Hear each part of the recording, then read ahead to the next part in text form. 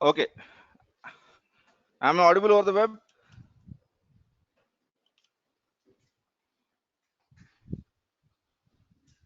Manikanta. Manikanta.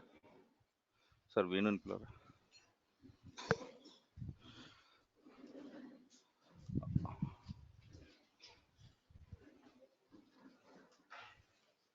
అట్లా అందులో switch చేసారో చూడండి first. Okay, so how many of you have tried Terraform backend yesterday? Was it working? No. What is the error which you got? Class లో work అవ్వలేదని నాకు తెలుసు, మీరు చేసింది ఏమైందని అడుగుతుంది.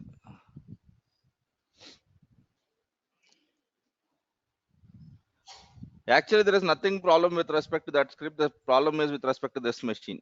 We have tried it on the other machine. Actually, it was working. Yes. మిగతా వాళ్ళు ట్రై చేయలేదు కదా? Very good. Okay, at least try it today. Basically, the only thing which you have to change over there is VPC ID. Remember that. You change your VPC ID, change your key, everything will start working. Okay, so there is no problem with respect to that script. The problem was with respect to that installation. Did we try it on this machine? No. Okay, just do it and update it to me. Okay, exact script తీసుకోండి, take that script, change the Terraform, change the key, change the VPC ID, re-execute that script, everything will start working. The problem is with respect to this machine, not really with respect to the script which we have written. Yeah, yesterday Manikanta has tried on his machine, I had tried on my machine, everything was working fine. I not changed anything. The only thing which I have changed, which he has changed, is VPC ID and key ID, and everything was working for him. Right? Okay.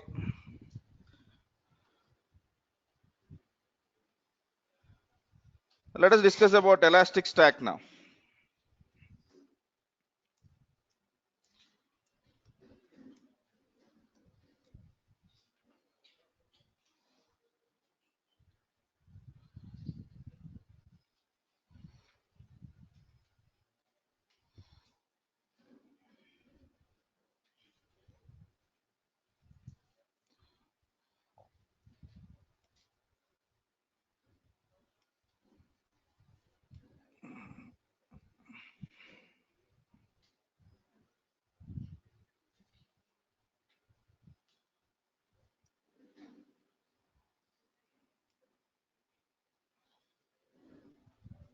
Okay, fine. Elastic Stack and Nagios are monitoring solutions. Okay, so why do we use them? Okay, then the basic purpose, or we need two kinds of monitoring. One is the system monitoring, where we would find out whether the systems are in the state which we expect them to be in. So for example, for my applications to be run, I want all the systems network to be up and running. Yes. Yeah, all the disk spaces to be intact so that my application runs correctly. So there are system level details which we monitor, and the other thing is there are application level details which we monitor. Right? So the system level monitoring, generally we achieve it by using tools like Nagios. Okay, there we will check what is the disk space, what is the free disk space. Okay, let us assume that for our application the free disk space has to be more than 3 or 4 GB, otherwise our application is going to crash very soon. So we will try to create alerts in such a way that whenever it drops beside that, it sends either a mail to the admin community or to the team, whoever is responsible for that. Right? So, and when the systems are down, okay, Nagios will try to check whether all our servers are up and running, whether they are in a pingable state, reachable state, and all of that. So that is a system, basic system monitoring, which is very much required in any case. Okay, so that will be looking probably once we finish this application or log monitoring. Okay, now what is this application or log monitoring? Why is it very important? So now, for any application which is running, let us assume that you face some problems. Okay, you have raised a ticket with some application saying that I am unable to create or put an order on an Amazon website. Okay, so this is the ticket which you would raise. So For these kind of tickets, to resolve these issues, what is that the developers need? They will always ask logs. All right. So for example, even if you, I'm quite sure that everyone uses Wi-Fi router, right? You raise a ticket about Wi-Fi router. They will ask you to do some basic tests, and if nothing is working, what they would ask is, can you just basically do this activity and you will get some files? Please upload it back to us. Yes or no? Yeah. So for any application to basically monitor the application level failures or what is happening in that application, we need logs. We need logs. And actually, in Elastic Stack, we are trying to monitor those logs. We pull the logs from various applications, we put it at one source, and then we do analytics on that. Okay. So what is the activity which you would be doing in Elastic Stack? It would be of two-folded. One is getting the logs into common place, right? That is one part of the activity. And once you have the logs at that common place, then we will try to do analytics, whatever it is. So search the logs, okay, search the errors, see how many failures you have found, all of that. Okay. So you can do all that analysis basically by using ELK stack. Okay. So are there no other tools to do this? There is tools like app dynamics, okay, where you don't need to really worry about all of that, and then you can configure your application and it would give you all the details which you want. But the problem is app dynamics is a very costly tool. It is a very heftily charged tool, so all the companies will not be in a position to afford it. Now whenever you are looking for logs, okay, and you are looking for a paid solution, there is one more tool called as Splunk. You can use something called as Splunk, and Splunk also does the same thing. It pulls the logs from various sources and it puts it in a format so that you can analyze the logs. But the tools which we are trying to search over here are absolutely zero cost. They are not even a single charge to your organization. The only thing which you require is you require them to be installed on some of your servers based out of whatever configuration it is. All right. So this saves a hell lot of cost to your organization. Okay. Why we do this? We do this to predict failures. We do it to find out the resolutions. Okay. All the logs of your application we would store at a central place. Now let us see what is the basic stuff, basic problems with logs. Okay. So we achieve application monitoring by using log monitoring. Okay. So you might have your applications architecture and you will have different systems in that. Let it be web server, app server, DB servers, right? And many other whatever architectural systems which you have in your architecture, you will be having, we want to monitor them. Now whenever we want to monitor them, okay, the problem is all the logs might not be written in same format. Whenever developer write logs, there is no standard around it. The only standard which we have a decent standard is syslog. For syslogs, there is an RFC standard where there is a format saying that your log should start with date and time, and then you should put your application's name or whatever it is. So there is some standard around the logs. But the problem is whenever developer write logs, they may or may not follow the standard. Okay. And whenever you want to do analysis, is it okay if you have different kinds of log files, different text messages? Let us assume that I have a log file which is like this. Okay. I'm writing some sample logs. So for example, one log tells this.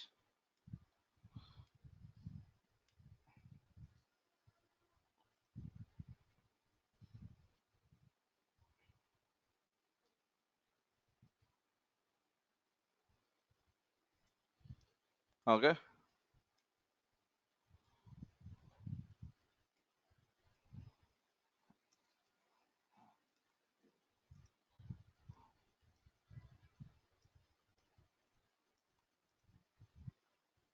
Something like that. This is one log statement. Okay. The same thing developers might write something like info com dot qt dot data dot store. Okay. Stored the data in DB Okay, and then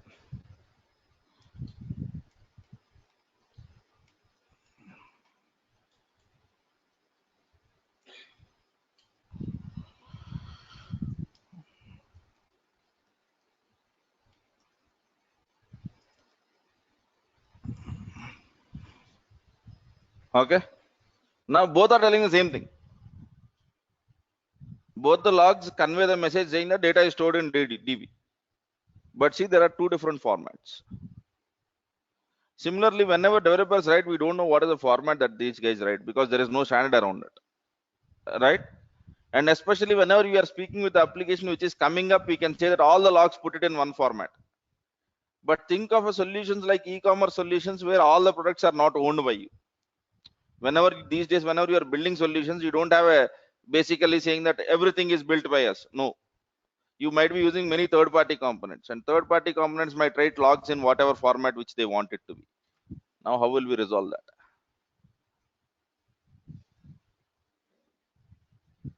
Are we getting the problem statement? So we have same thing being told by different log formats, and we want all of that to be in a same way, to be stored in the same way. If they are stored differently, you cannot do analytics. That's a basic core problem, right? So now, how can we resolve this? Every time you can't go into every log message and then do conversions manually. Not happening, because if you see the number of logs that are generated by web application, they are very huge. Okay, so for this reason, we have something called as log stash. Okay, a log stash has three important things. One is it will have input. It can read the logs from various inputs. Some of the inputs being file, HTTP, okay, etc. Whatever it is. So it tries to read the logs from various sources which you input to us, and then you can basically convert the logs or do conversion into some standard format. Okay, and once it is being converted into the standard format, then you can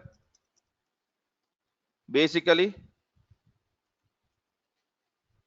output it to in multiple different places. For example, file, HTTP, okay, uh, some TCP ports, whatever it is.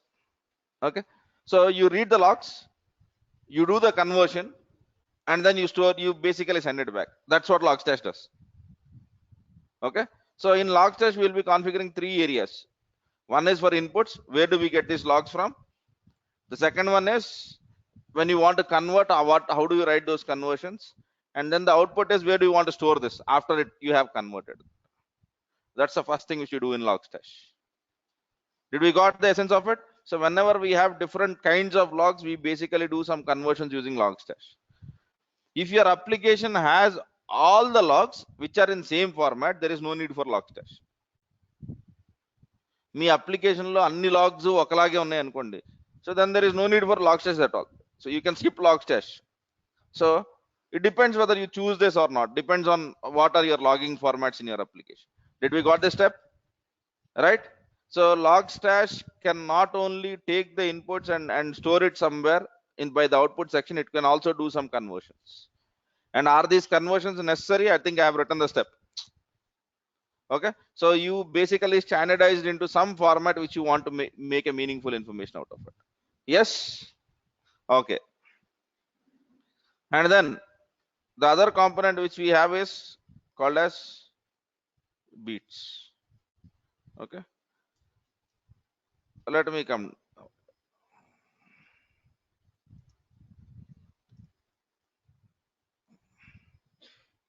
Logstash is a server component. You have to install it on some server. Okay, and you can send logstash and listen from various different things at a time. Okay, so and then beats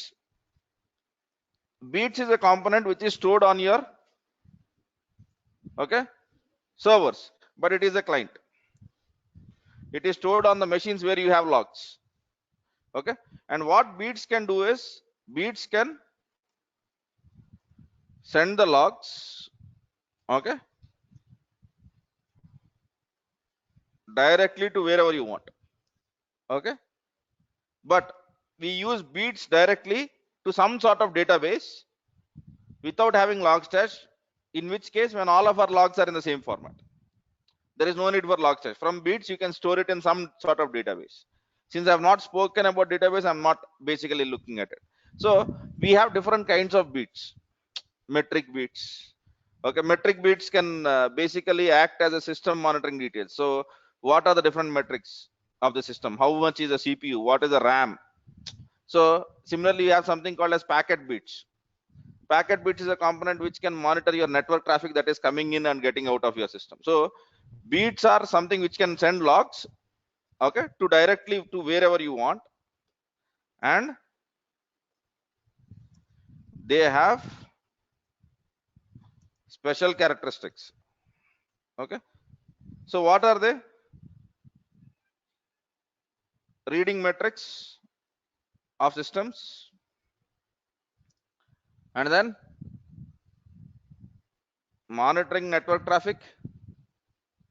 So etc., whatever it is. So we have many beat components. So for example, there is something called as file beat. Okay, what file beat does is it reads files and give it to someone else, right? But remember, beat cannot do any conversions.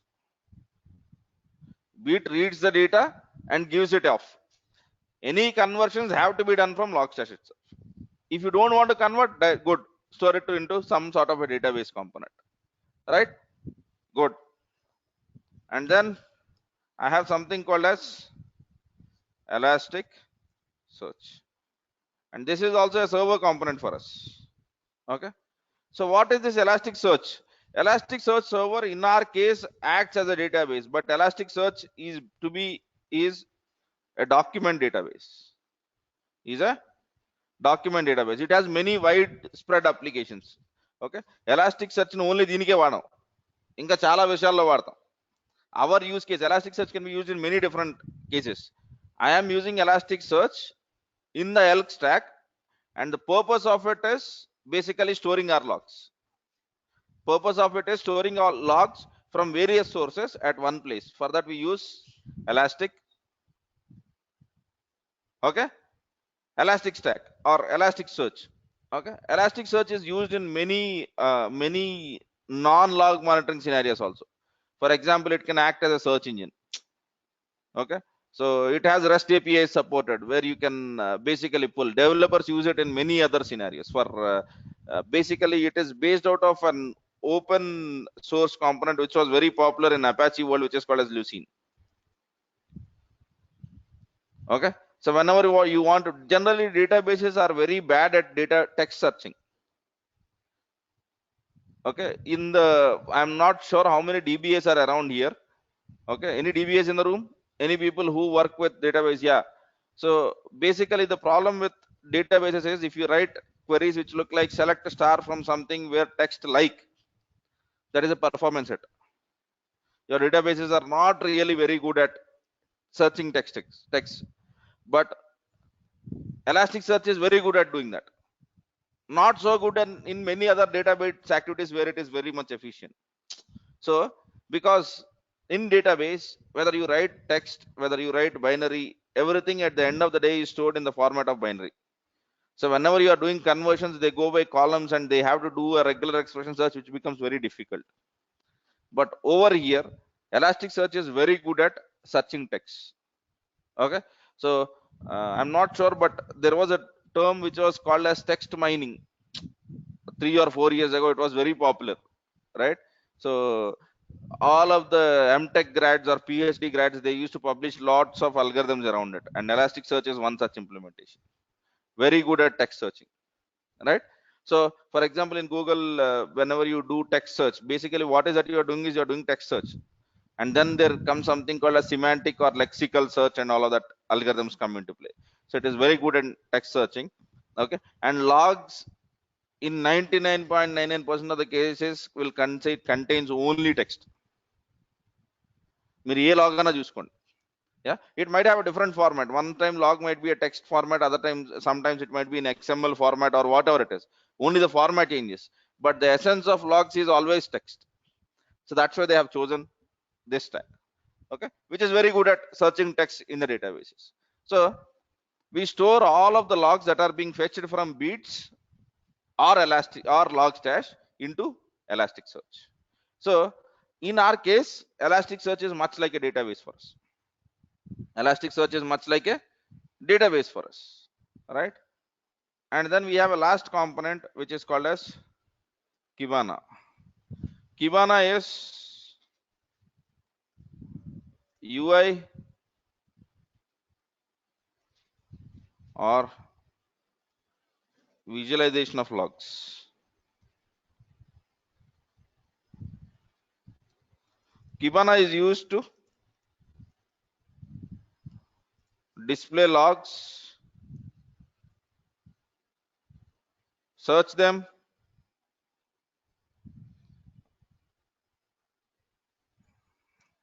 search logs, build dashboards, etc. This is your UI. Once you build all the logs, once you build all the analytics are basically displayed on Kibana. This is our stack. So we have 4 important components over here, which are Elastic Stack, Logstash, Beats, and Kibana. When we started this discussion, Beats was not that popular. So Elastic Stack was very much called as ELK stack.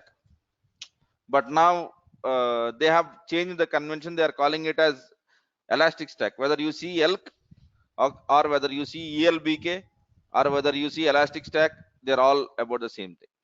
Okay. Now let us try to visually represent whatever we are trying to basically say. Okay. So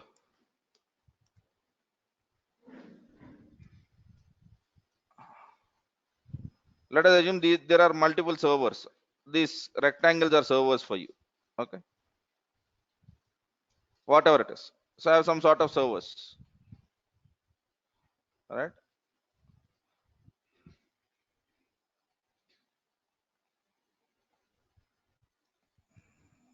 Servers. Okay. Servers could be anywhere. Okay. Servers could be probably there. When I'm saying servers, I'm not saying that they are physically should be present at the same location. They can be anywhere. Okay. So some of the servers in India, some in UK, in your company, any place for that matter. Now we have a component which is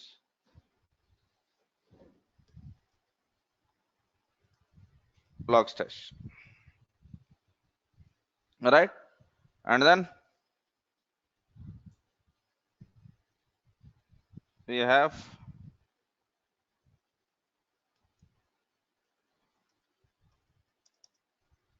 Elasticsearch. Okay. And then I have Kibana. Simple.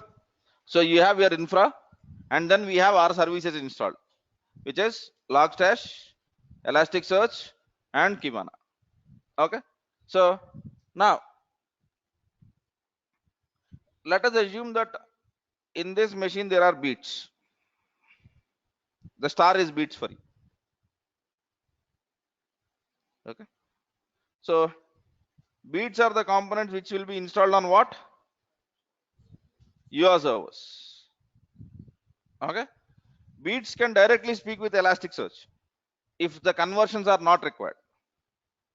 Beats can directly speak with Elasticsearch if the conversions are not required. If the conversions are required, we have to configure Beats to speak to Logstash. Okay. So it depends on what is your applications stuff. Okay. I cannot make try to tell that okay, in real time we always use Logstash. It is not real time or non-real time. It is basically your log format which mandates whether we need Logstash or not. Yeah. So what we would do is in Logstash we will take inputs from these various servers. Okay. I'm drawing only 3, but actually there are all the servers will try to speak in some sort of this way. Okay. And now Logstash will do the processing of logs, conversion if required, and then stores the logs in Elasticsearch. Let me also draw the directions over here. think. Yeah. Yeah. Fine. Now, Kibana, what it does is Kibana tries to get the logs from logstash. Remember, the direction is this, not the other way around. Elasticsearch will not send logs to Kibana. Kibana will ask Elasticsearch. This is our architecture of Elastic Stack. Okay. Is it required? Will every company do this? They might have already a solution. All the answers are yes. Okay. But if you want to set up a logging solution which is absolutely at zero cost, this is how you do it. Okay. But there are some beat components which are paid. There is something called as XPack which Elasticsearch will sell, but the cost of that is very less. Cost of that is very less when compared to what Splunk and the other tools are.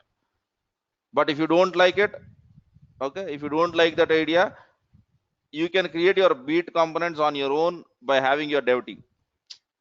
They have exposed an interface and you can develop your own beat components. Okay, all open source. If you like, take some third-party components. If not, write your own. That's how Elasticsearch works. So this is the basic architecture. Are we clear? So on our servers, okay, we might use beats. Okay, it is not necessary that you use beats, but we use beats so that it sends the traffic religiously to sends the logs religiously to whatever servers which we want. Okay. Otherwise, there are many other ways. There are many other ways of configuring logstash as input. What you can do is, in all of your systems, store the logs in a shared directory and configure logstash to read the logs from the shared directory. You can do even that. There are many inputs and outputs which logstash can read from. Similarly, many outputs. Okay, from logstash, if you want, you can send the logs to basically any place, right? But in our case, we'll be using basically this. And by the way, logstash has a capability to read the logs from the cloud itself. So in the AWS, we have something called as um, yeah, CloudWatch. In CloudWatch, you'll have all of the logs. Logstash can read the logs from CloudWatch also. Yeah, there are many inputs which logs. Similarly, in Azure, you can read it from your diagnostics. Okay, it can read almost log from anywhere. Okay, it reads the logs, it does the conversions whatever it is supposed to, and then it would do it. So this is our architecture. Are we clear, or do we have any doubts on this? Because if you don't understand this, whatever I'm going to do for the next 1 hour will be very tricky.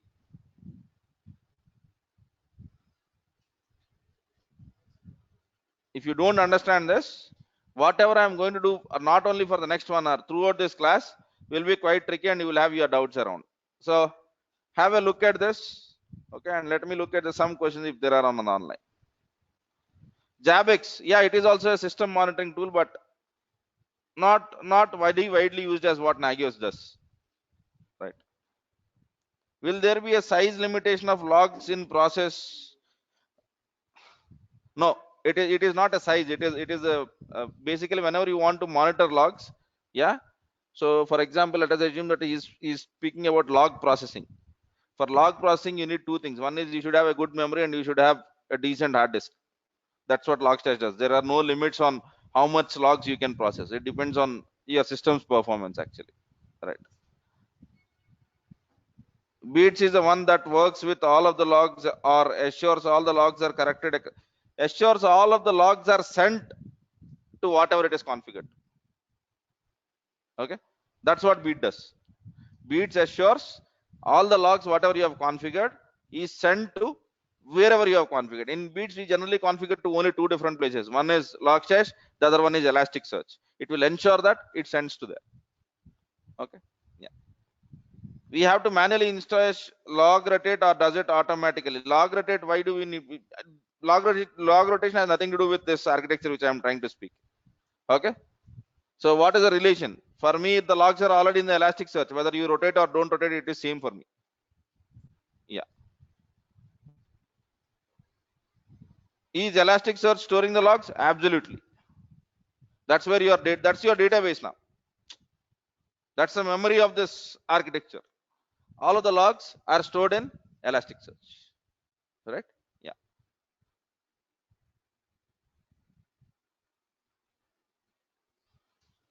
I know AppDynamics supports, but not sure Elasticsearch. What is that? In real time, do we have all the 4 places in for monitoring or any one of them? All the 4 is not required, right? Yeah. So for example, your company is already following the syslog server. Your company is already sharing all of your application logs into syslog server. Then I need to read logs only from syslog. It depends on your application architecture. As I said, there is nothing called as real time over here. It is a situation. What your application is, what are the different kinds. There is no one single way saying that, okay, this is the way to use Elasticsearch. You have 4 components. Now choose what is that you want to do. Okay. Two components that are essentially required are Elasticsearch and Kibana, because you want to store them and you want to visualize them. And to make your logs reach to Elasticsearch, you can do whatever that makes sense to you. You can use beats, or you can use only Logstash, right? Or you can write your own program, because Elasticsearch is a REST API based. You write a Python or a .NET or a Java code where you export all of your logs to that. No one does that, but it is possible. Okay. So the basic thing is, I want all of the logs in the Elasticsearch. And when I want all of the logs in the Elasticsearch, it expects the same format, because you want to do analytics. Okay. If the logs are in different format in Elasticsearch, your results or your predictions might go wrong, because the data is not in the correct format. Right. That's the whole point. Where we will write log statement. What do you mean by log statement?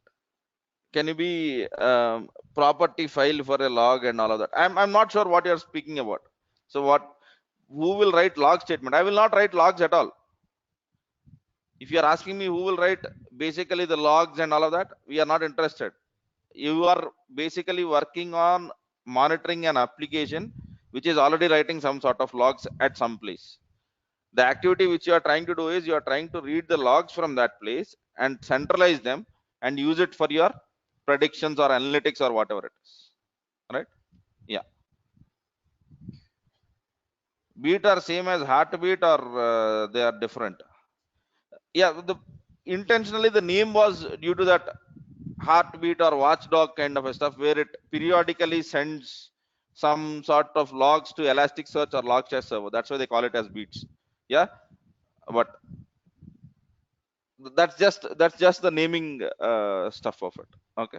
Heartbeat or watchdog, we use this kind of terminologies basically when we say that. So for example, it always monitors and it sends the data always out. So whenever you are doing some activity at a regular interval, okay, we call it as heartbeat. Okay. The other architecture is, you don't do the activity, you always keep watching, and whenever something changes, then you try to do it. That is watchdog. So these are the two popular notations used. All right. Okay. So any other doubts on this? Are we good at that architecture? Right. Now, where will be your beats server? Okay. So where will be your Elasticsearch? You have to choose a new system and install it, or there should be some sort of Elasticsearch, but not in your production servers. On your production servers, the only installation, if required, what we will be doing is beats. There is no other thing which you try to do. Yes. Okay. And remember, while you are doing it on your production servers, generally we don't do it on your main production network cards. This is an architecture which most of the people follow. Okay. Can I have a laptop and can I have 2 Ethernet connections? Is it possible? No. It is definitely possible. Have you not seen any CPU with 2 Ethernet connections? On the motherboard, you need to have 2 NIC cards. As simple as that, if I speak the hardware language. So if you basically get into any what do you say, production servers, we will have 2 or 3 network connections, and one network connection is dedicated for monitoring, and that is what we would use. We would not use the customer network, so that we don't want to spoil the network bandwidth over there. Are we sure? Are we getting it clear? For all sorts of this maintenance, you are not going to use the same NIC or same IP addresses of what your applications are being used. For example, to put it in a very simpler note, let us assume that Amazon com is 20.20.20.20.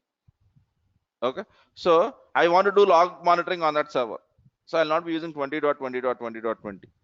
On the same server, I will put one more network interface card, and that IP address might be 192 dot something else, so I'll be using that for monitoring. Always remember. So the answer to the question will, whenever you are doing this, your bandwidth is taken heavily. So will it not impact customers? Yeah, bandwidth is taken heavily, but we are connecting that system to a network which has nothing to do with what your customer is working on. So that's why it is always safe. Yeah. Okay. Now we have to do these installations: Logstash, Elasticsearch, and Kibana. All right. So let us see how to do that.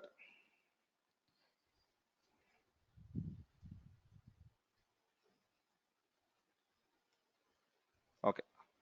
Good. So for the installation, you have to basically religiously follow this. Okay. Installation is fine, but the configuration. Okay. So here the problem what he's trying to tell us, this is one sample scenario picked as a case study from the web. Okay, there is some hypothetical company called as Globomantics, right? And they have their operations and across the world. Okay, now what they want to do is, they have you as a DevOps engineer, they have asked you to configure, okay, some central logging system where you know all the problems. So let us assume that the IT administration of our company is in Bangalore. So whenever something goes wrong, tickets are raised and they reach Bangalore first, and then they go to the local IT, right? That's how the companies behave. In the Infosys, if you raise ticket, they don't go to Hyderabad directly. There might be some central IT location where all of these IT engineers for local administration are there, and they would see if they can resolve. If not, they would forward it to the local IT or local IT admin who is at that location, right? So if you want to configure the similar kind of setup, okay, how do you do that? That's the use case which we have taken, right? So here he speaks about what are the different components. I've just spoken about all of this. All right, Kibana, beats. See, these are the various beats which are available. Okay, file bit, metric bit, packet bit. Okay, lib bit. You have many more bits. Okay. Similarly, you can put alerting solution. Okay, this is basically configured by using a package which is called as xpack. Okay, so now these are the different details which your team wants. So they want the disk usage, they want CPU and RAM, they want application logs, and they want network traffic stuff. So how do you configure it on a different system? So that's the use case which is being taken in this document. But for before doing all of this, we need to ensure that we install this. So this is the architecture which I have drawn, but in a different way. Right? If you see, beats will speak with Logstash in this case. But is it required for the beats to speak to Logstash every time? No. If the logs are, if you, the logs which you want to monitor are already in the standard format, then there is no need for you to do anything in Logstash. Just upload it to ELK stack immediately. Okay. And now he's basically trying to tell that this is how you do it. So different locations. All right. So what are the different kinds of OSs which we can use? In this class, I'd be using Ubuntu 16. All right. I'm fond of Ubuntu because it is absolutely free. There is no other reason. All right. Okay. And by the way, people are slowly moving away from installing elastic searches and using Docker containers for this. So when we learn Docker, we'll come back to how to do that. But there are already predefined images there. You don't need to do all of this mess to really basically get into that. You have to just create 3 or 4 containers, and it is very easy for you whenever we maintain with Docker containers, because there is the installation headache is gone already. Okay, and when one of the server is gone for a toss, okay, so you just bring up one more. That's how simple it is. Okay, just one dies, you bring up the other one immediately, right? So it's like mummy movie, you can't kill the demon, actually it comes out again and again, right? If you basically configure Docker with any orchestration solution like Kubernetes, okay, or Docker Swarm, or in Amazon ECS. So basically what you would try to tell is, I want 3 containers, okay, which are running Logstash, period. Okay, If some container crashes, it is the responsibility of that orchestrator to bring one more. Okay, so that's how simple it is going forward. But yeah, today we are not going to do that. We are going to follow this approach. We have to install Elasticsearch. Okay, religiously you have to follow this documentation. There is no other way. Okay, so these are the three different sections of your Elasticsearch. But let us get started from here. Okay, first let us start from installing our, yeah. And for example, if you don't find the, what do you say, uh, the link which you are seeing in this document, if it is not found, what will you do? Please Google it. అవి కూడా issue లాగా raise చేయకండి. Maven while downloading I am getting 404 error. That is a hectic, man. The resolution for that is I have to do Google and copy the link and paste it. All right, so fine. So Elasticsearch. Okay, or let me go to the Elastic Stack itself. By the way, there is Elasticsearch service already in Amazon. So if you want, you can use even that. But that is not a free service, so that's why I'm not doing that. Okay. So I'm interested in Elasticsearch first. So let me click on that. Then he tries to tell the basic stuff of what it is and all of that. Right. This is being used. The usage of Elasticsearch is slowly increasing in many cases. Okay. As I said, Elasticsearch can be called from various different languages also. Right, as if you have came across this term saying that when I said that, okay, if you don't want to use logstash or beats, you can write code which can speak with Elasticsearch. This is what I was speaking about. So if your team is aware of any of the stuff over here, you can still speak with Elasticsearch. No need of any external tools. Right, now let me click on download. Okay, are you seeing over here? So it says that there are different ways of installing. One is you can take the zip file, tar file, and then in for Windows they have given MSI also, which is download and then install. Okay, and then there is deb and there is RPM. So if you are using Red Hat, download that RPM file, RPM minus IVH. Okay, since I am using Ubuntu machine which is Debian based, I will be downloading that file and dpkg minus I. That's it. Just for CentOS and Red Hat, it is RPM minus I, and after that the configurations don't change. Once you have installed that, then the configurations don't change. Fine. Now let me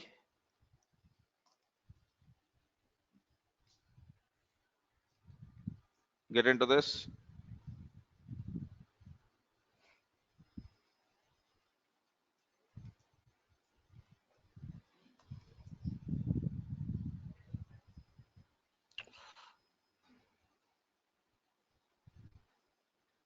Yeah, నాకు ఆ పేరు గుర్తున్నదండి.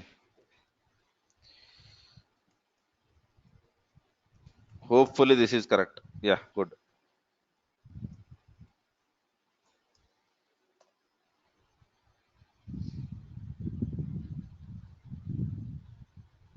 Mail ID ఇంటి address అంత పెట్టుకుంటే అదే వద్దు, గుర్తుండదు.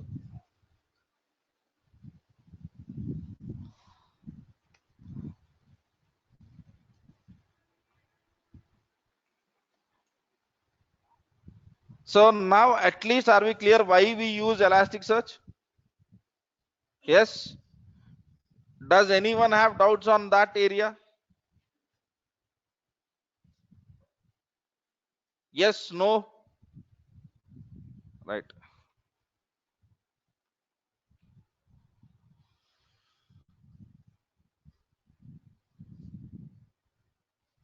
Okay. So I can click on launch instance. Interested in Ubuntu machine. T2 micro doesn't work. Yeah. Unfortunately, that is a reality. Okay. So either take virtual machines, okay, at least 2 or 3 GB per virtual machine, right, and then make it work for the people who don't want to. And for the people who have recently created Azure machines, go to Azure, create Ubuntu 16 servers, and there you have anywhere $200 of credit, create whatever you want, right? But I will be using machines which are bigger than that. So I'm not interested. So where is that M3? M3 series they have stopped. Yeah, M4.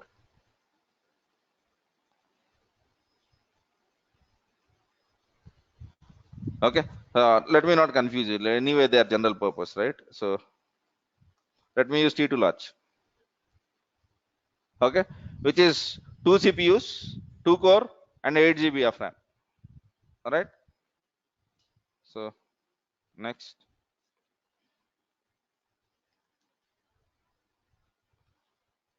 let me call it as Elasticsearch. Okay. I am creating the machines from here. I would expect you to write a Terraform script to create this. We already know in Terraform how do I create virtual machines. You need 3 virtual machines now. One for Logstash, one for Elasticsearch, and one for, yeah.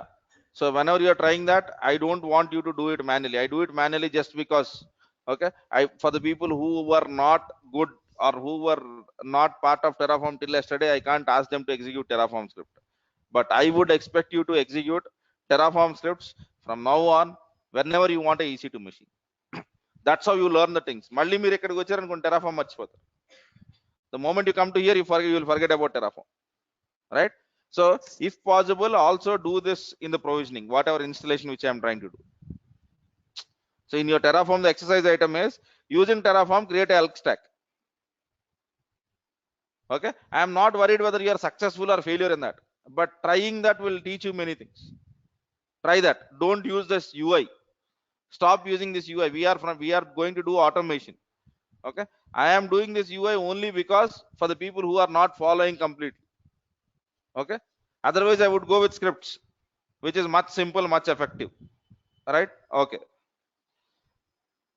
so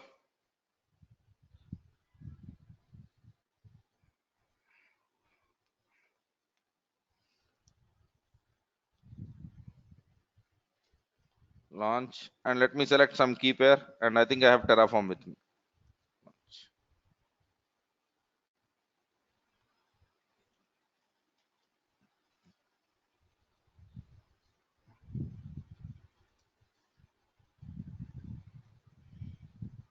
Okay, machine is ready. Now let me click on connect.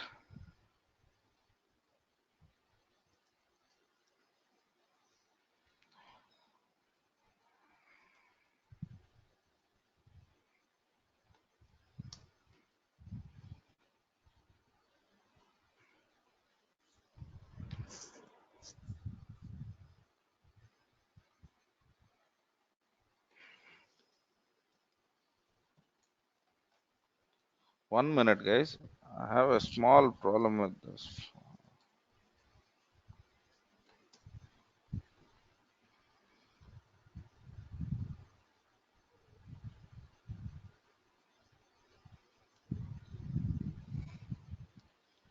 SSH is also connecting slowly. That's why I doubt with network speed. Yeah. Okay. So the first stuff undoubtedly is ensure that your packages are up to date. Sudo apt-get update.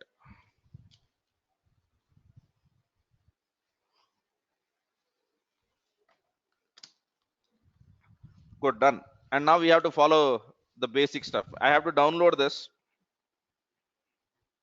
Okay. I have to download this. So how will I download? Right click this, copy link address and paste it. Yeah. Sometimes you will get colon, question mark, and many things after that. So if you are getting that sort of links, please don't use. Okay, if you are getting the file extension and at the end, that means that it is good. So this is the link, and I want to download it over here.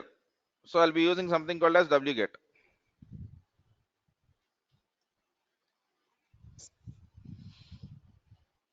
Simple.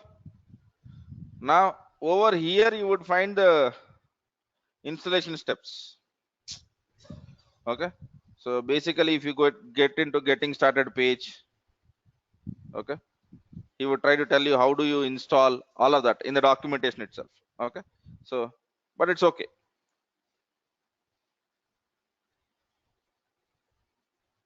Whenever you want to you are upgrading your versions, then you would have documentation. Everything is documented. So or else you can say that installing Elasticsearch on whatever operating system which you want to. Then he would give you the detailed steps. All right. Okay. So now let me go back to the documentation over here. What does he say? Download it and then basically execute dpkg minus I, right? And the stuff will be done, and then you will be having a configuration file at some other location. Shall we try this? Yes. If you are doing on Red Hat, the only thing which you have to replace is I am using dpkg command. You have to use rpm minus ivh. So sudo dpkg minus I. Not a very difficult command. Okay. Okay. Done. Now, what is it he says? Get into the configuration file at this location. So shall we go over there? Vi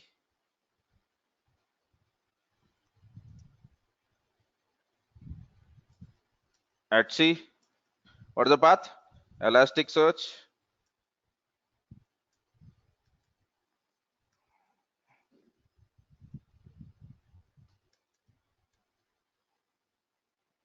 Okay.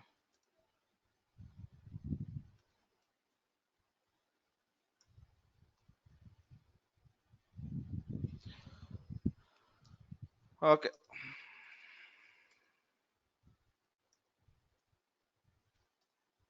Okay. Are we seeing elasticsearch.yaml file?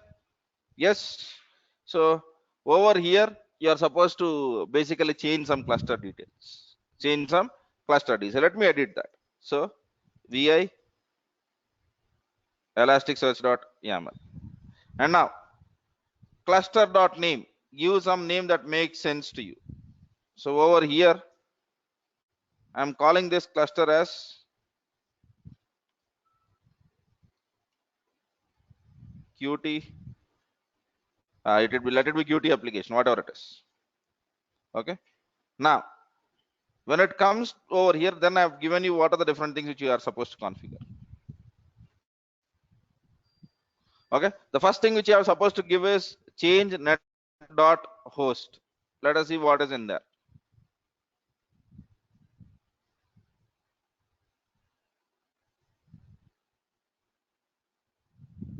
Are you seeing network dot host? Yes.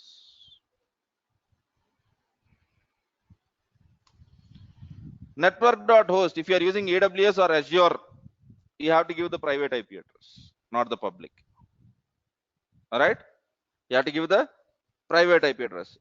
Don't try giving public IP address and then send a ticket saying that for me Elasticsearch is not working. It will not work. It should not work if you give public IP address. Right? It would work only with private IP addresses. So I have to give private IP address over here. EC2. Am I seeing any private IP address? Yes. Copy this.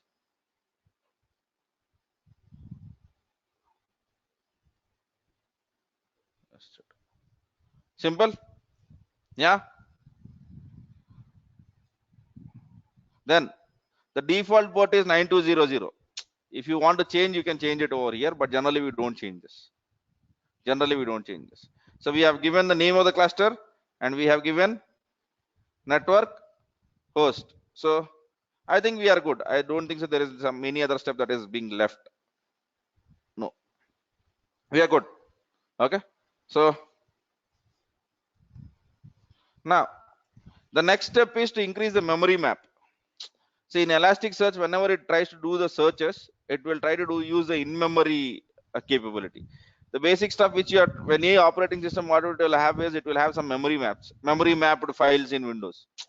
So basically they are files, but they will be memory mapped and they will be operated at the memory level. So that is what we are trying to configure. And for the people who didn't understood this, blindly use this.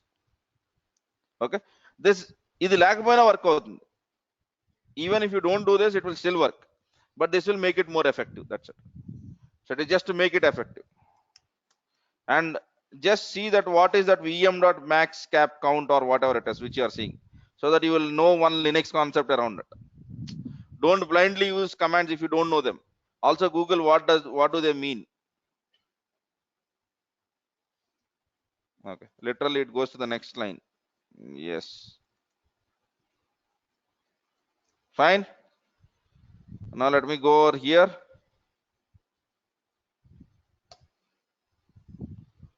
Done. Okay, now let us see what we have to do. I have to basically say service Elasticsearch start.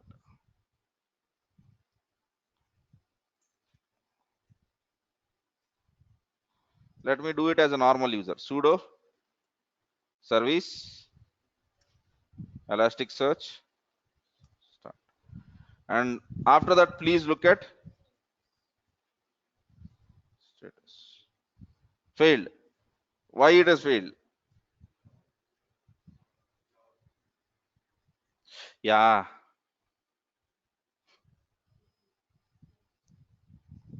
man. Thanks. I have to install Java first. Okay, we'll do that. Work step pega. Let us try to. Don't forget, man. We have to install Java. I was in the assumption that it is already there.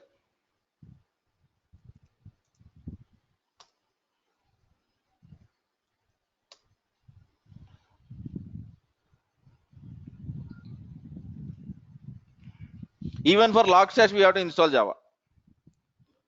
Okay. So for example, even if you want to manually install and basically try to do these steps from Packer, okay, in the provisioning, write the Java steps, whatever I am doing. Okay. Sudo apt-get, and that you can do in provisioning, right? Create an image which is Java image and then use it for creating both the machines. There are many ways. Once you know these tools, you can basically optimize your work. All right. So let me try this again.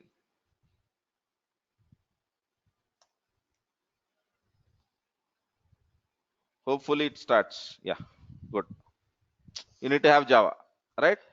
Now, one stuff which you can do is, okay, you can put a curl statement, okay, or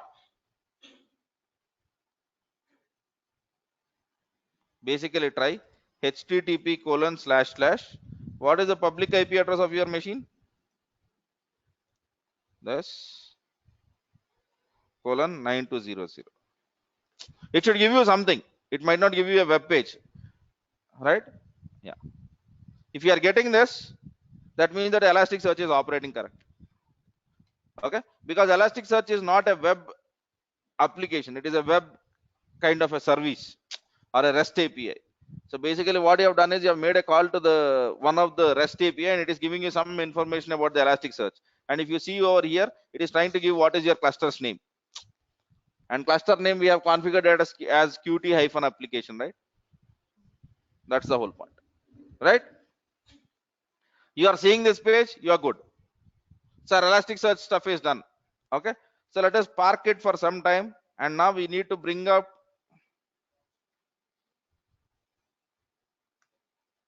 Logstash. Okay. So I'll be using the other machine. I don't want to use the same machine. Okay. You can, if your machine is too good, you can try installing Logstash and Elasticsearch in the same machine. But the problem with that approach is single point of failure. In the enterprise, we will never do this, because if your Logstash is crashed, and if your Logstash is using more memory, it will impact Elasticsearch, which no one wants. That's the whole point. So shall we create one more machine? So I'll be going over here. Again Ubuntu. Okay. Same. T2 large. All right. Next. Next. And let me add and let me call this as logstash. Okay. And I'm taking the existing security group.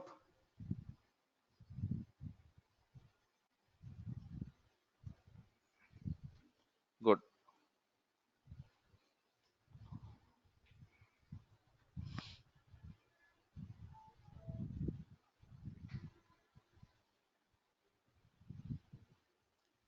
Even for logstash, we require Java. Yeah. So let me click on connect.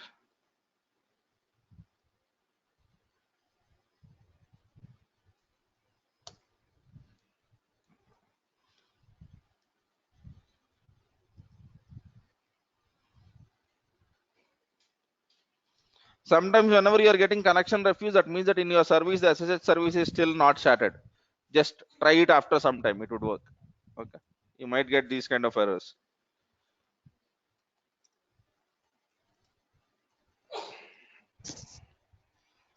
Okay. Now, let me go over here. Okay. Download slash Elasticsearch. Let me play a hack over here. Download slash logstash. Good. Okay. So over here also we have deb file. Right. But I need to install Java first.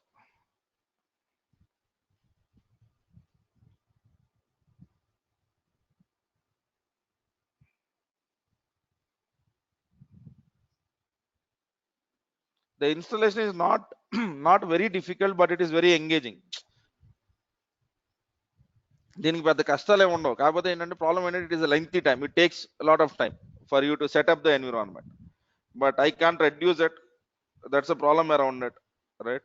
So installing logstash,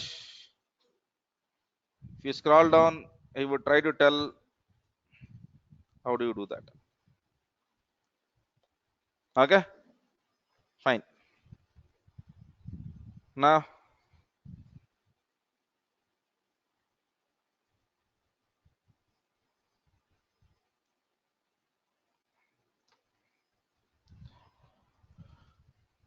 okay,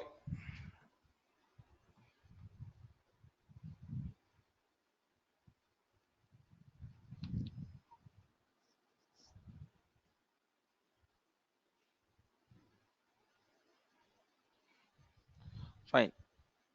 Let me go over here, copy the link address.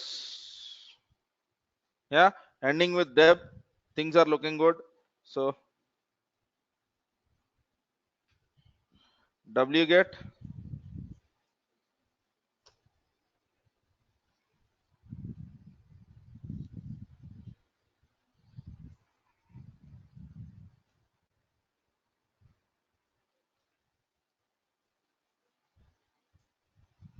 okay, so sudo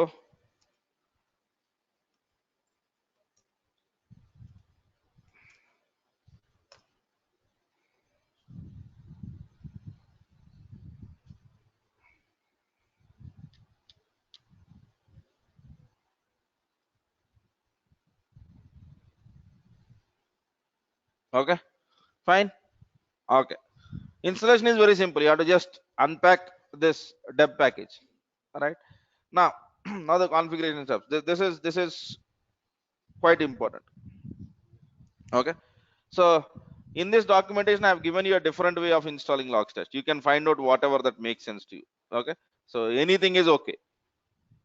Now, in our case, let us see where the logstash is. CD. Let me become a root user. Sudo -i @c logstash ls.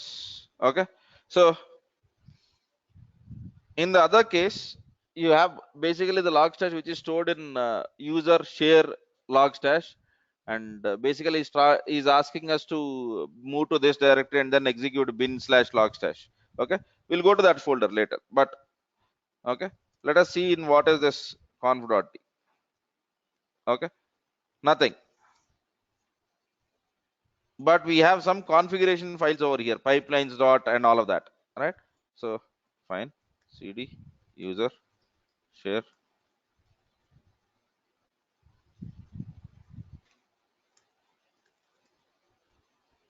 log stash. This is a place where we have our exe. Okay, Elasticsearch is a service. Logstash by default is not a service, and you can make it as a service if you want.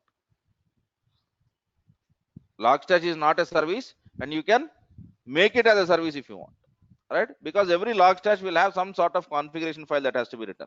So now, if I get into cd bin, if you see over here, I'll be seeing something called as Logstash, an exe. Okay, so I have to run this exe. So whenever I run this exe, I have to give some sort of configurations, and that configuration basically looks like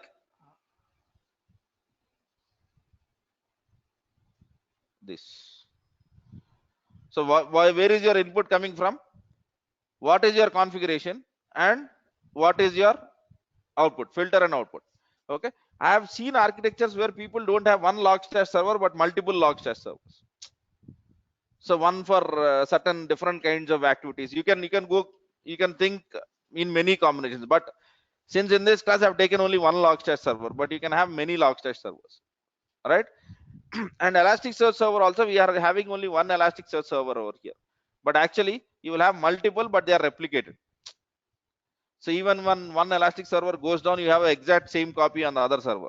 That we will do in real time. But now for here, I'm just using one Logstash server. The Logstashes can be multiple, and even Kibanas can be multiple. But your Elasticsearch is supposed to be one.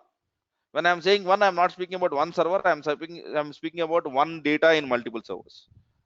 But in this classroom, I'll be taking only one Logstash server, one Elasticsearch server, and one Kibana server. Right? So, for example, in your company, there might be a Kibana for one Kibana for Hyderabad location, one Kibana for Bangalore location. Or you can do the same thing. Similarly, one Elasticsearch server which is replicated from the main Elasticsearch server in your office. It can be any combination. You can have those replication setup. Right? Now, to check whether it is working or not, I'll be executing a very simple command. Okay. So bin slash logstash, and then to this we need to pass our configuration. Yes, and there is a sample which is simple command line which is given over here. You have to give -e, and then you can pass your rules over there. Okay, so I'm just saying my rule for this is I will have an input, and input for me is std in. What is std in? Standard input where you can enter from the command line itself. All right, now I'm not writing any sort of filters, but I would just say output in my case is std.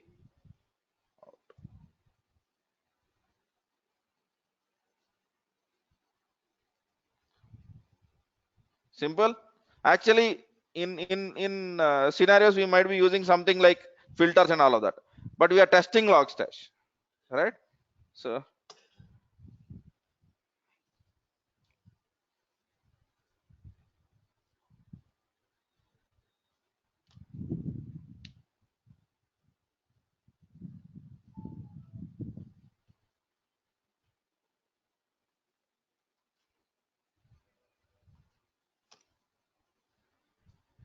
it would take some time to really set it up.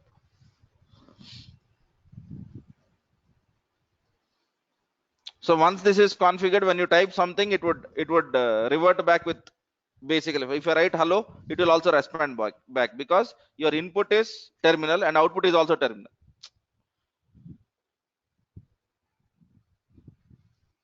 Yeah. So once this is done, you are ready. You should get these messages. Yeah. Are you seeing that? I have written hello and it is given some format. Now let us look at this. I will write, this is my first log test. This is my message.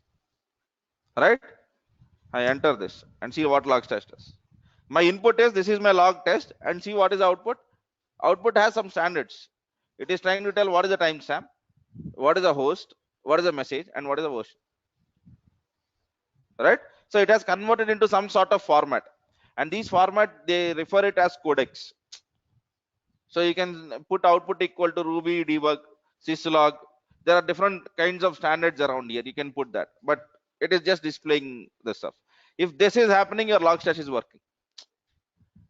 Okay, if this is not happening, then your logstash is not working. You need to relook at your installation.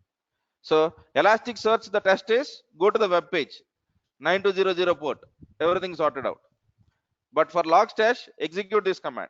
Get into the user share logstash and try to execute this command. And it will take some time. It will not be up immediately. It has to basically configure that filters. And once the stuff is being configured correctly, then you should be able to see this. That should solve your basic stuff. Yeah, you are getting the intention, right? I can put the output to file also. Then it will write whatever data which is right displaying over here to some file. Okay, we would learn what are the different input and output options. Okay, but are we clear till this point? Yes. So we have one last stuff which is Kibana, right? One last stuff which is Kibana, but Kibana I'll not do it right now. Yeah, do control C, will come out. Yeah, we have, let us identify some servers and install beat components, and let us send some data first to Elasticsearch server. Then we can do the visualization. Okay, as of now we don't have any data in Elasticsearch server. Our Elasticsearch server is empty. We have installed it right now. So installing Kibana at this moment, I don't think that it makes sense. All right, so let us try to basically install the beat components first, send the beat logs to Elasticsearch server, and then we can visualize it using Kibana. Okay, fine. So let me look at questions. Can we use Vagrant for? You can use anything. I just need Linux machines, Ubuntu 16.04 with decent RAM configurations. You can use whatever that makes sense to you. All right. Yeah. But I would recommend people who are using cloud to write a Terraform or a Packer combination to achieve this. Installation is not very difficult, right? Okay. So even while installing Java, it is not asking me any user intervention. Even while installing Logstash, it is not asking me any intervention. Whatever commands which I have typed, the only thing which you have to do is you have to basically write them in a script file. Okay. And when it comes to the configuration files, okay, if you know configuration management, you can use templates.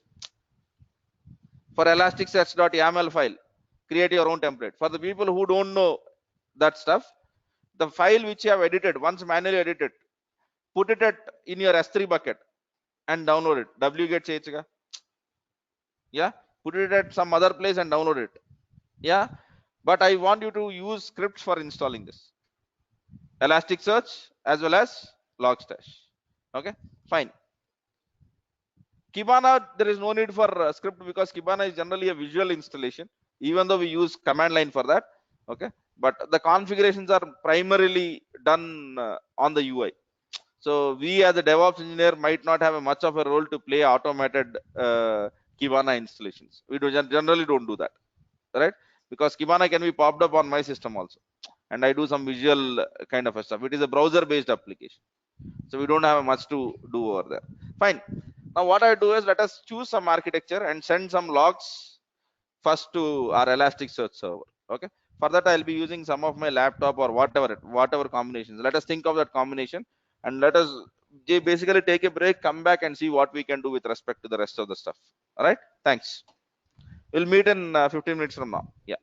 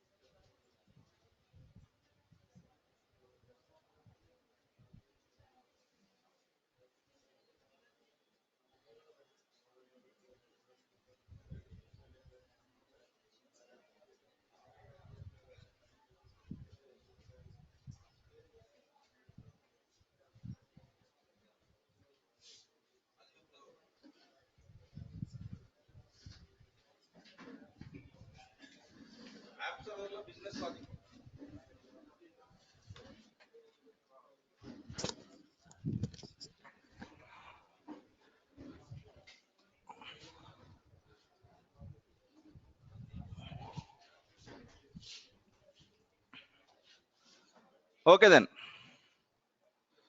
So we have Logstash, we have Elasticsearch, and now let us try some beats. All right. Okay. So I'll come back to the Kibana at the last. కొన్ని logs పంపించాక కిబానాకి వస్తుంది. Okay.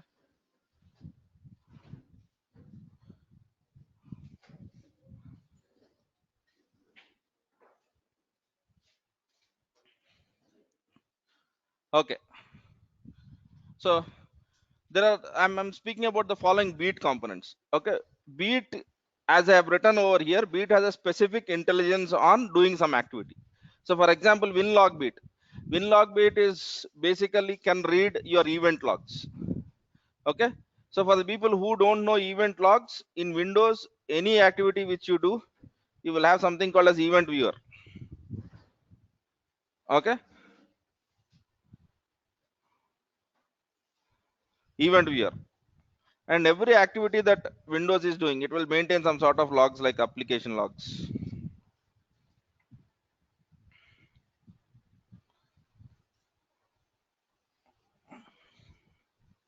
In Linux, we have syslog for this.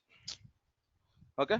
So security logs, setup logs, system logs, okay, forwarded events. And in the same way, you can design an application which will store logs in the event log format. For example, there are many applications which use event logging for logging, if they are primarily based out of Windows kind of an environment. Right. Now you want to use these logs and do some sort of analytics on this using your ELK stack or Elastic stack. Okay. So the first problem is I need to upload these logs to, or I need to send these logs to Logstash or Elasticsearch based out of my need. Okay. So for that, the first tool which will help me in sending these logs is winlogbit. Okay. So that is what is mentioned over here. Winlogbit is used in sending Windows event logs, okay, which helps in reading or writing or event logs. Okay. And then there is a metric bits. Metric bit is okay for whatever application which you are seeing over here. It would try to tell what are the different metrics, what is the CPU utilization of that application and all of that. Okay. So for example, if you are using MySQL database and if you want to know how much CPU is utilized by MySQL, okay, so for all of these things you want to get logs or get monitoring details, then you can use that metric. All right. Similarly, these beat components are generally written in a language which is Golang. So the basic concept of Golang, as I said, is it is much like Java, but the difference is it produces what C or C++ produce directly, something which can run on your operating system. Okay. So for example, if you build an application in Java, you need Java to be installed. Elasticsearch మనకి fail అయింది కదా, service Elasticsearch start, because Elasticsearch is written in Java, and to run it you need to have Java on your system. The advantage of Golang is it is a decent language like Java, but to run it you don't need any stuff to be installed. It can run directly on the operating system. Okay. So all of the beat components are primarily designed on for Golang, which means that they can work on different operating systems. Okay. And there is no need for you installing any additional frameworks. But the Windows winlog beat, you will not find the installation of winlog beat on Mac or Linux, because it doesn't make any sense. Windows లో కానీ Mac లో కానీ అసలు event log ఉండదు. So there could be some sort of those kind of stuff, but the whole point is whenever you develop in this language which is from Google, it works directly onto the native instructions, right? So now let us use this beat components to send the logs to Logstash, and then from there to Elasticsearch. That's what this B to L and from L to E. That's what this image is all about, right? Okay. Now whenever you are sending winlog bit, there is one extra operation which you need to do, which is for setting schema, to make your Elasticsearch be aware of what beats is sending. Okay. So basically whenever you send certain things, Elasticsearch might not have a knowledge of it. Okay. For Elasticsearch knows only basic file formats, JSON, Okay, the only thing Elasticsearch knows is JSON. So whenever you ask anything, or whenever you want to store anything, you have to speak the JSON's language. But sometimes your beat have some extra intelligence. All right, for that you need to make the schema aware. Okay, so ఎందుకు చేయాలి అంటే elastic search కి దాని గురించి knowledge రావడానికి, so that it can do some sort of relationing out of it, because it is a document database, right? Apart from that configuration, rest of the stuff is very quite simple. You download the winlog bit, install it on your system, and do some sort of configuration. So let us do that. So download winlog bit. Okay, and then you will get winlogbit.yaml file, and then you need to do the following configuration. Okay, so let me go over here. Okay, and download winlogbit download.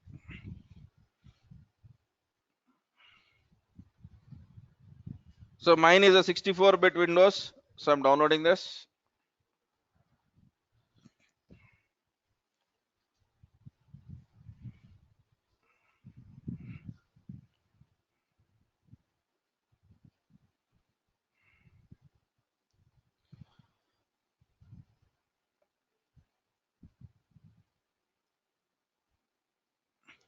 Fine.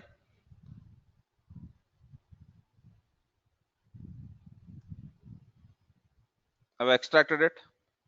I don't need this zip file also anymore.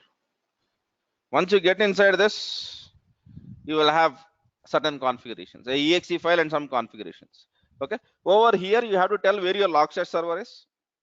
Okay, and then you need to basically configure certain details out of it, right? Or Elasticsearch server. If you don't want to use logstash, you can search where your Elasticsearch server is, right? Now let us see what is that we can do. Let me go to this documentation, and then he says that in winlogbit event file, add some information. So let me go ahead and do that. Are you seeing anything called as winlogbit.yaml? Yes. You can install it as a service also. Are you seeing install services and all of that? You can use, so that winlogbit always sends the data to the Elasticsearch server, right? That we will definitely do on a real-time system, but here I don't think so. We'll try doing that, right?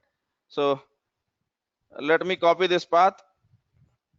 First let me edit with notepad. Okay, so this is the winlogbits configuration. Okay, the default configuration says that I would be sending application logs, and I will be ignoring the application logs which are less than 72 hours. I'll be sending security logs and system logs also. Okay, if you want, you can add other logs or remove this stuff also. I'm interested only in application logs. Remove the other stuff, right? Okay, now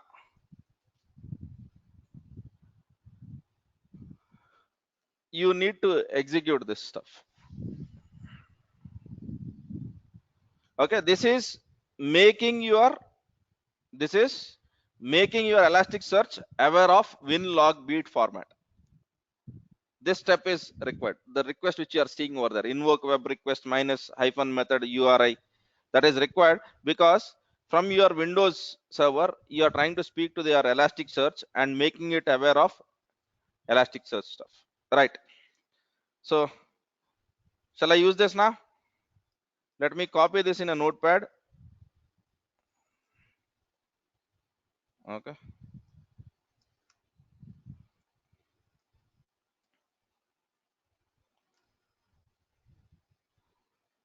and put all of this stuff in one line. Okay, and what is my Elasticsearch server's URL? I have it in AWS, right? In AWS I have two servers. One is Logstash, the other one is Elasticsearch URLs. Okay,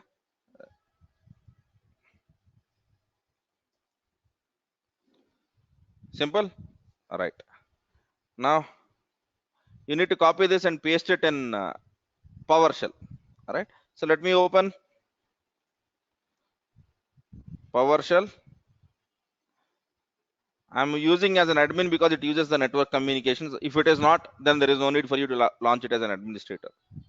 So let me get into this folder. Okay, and if you observe this file, it expects something called as winlogbeat.template.json. So let us see if there is something like that. Are you seeing anything like that? Winlogbeat.template.json.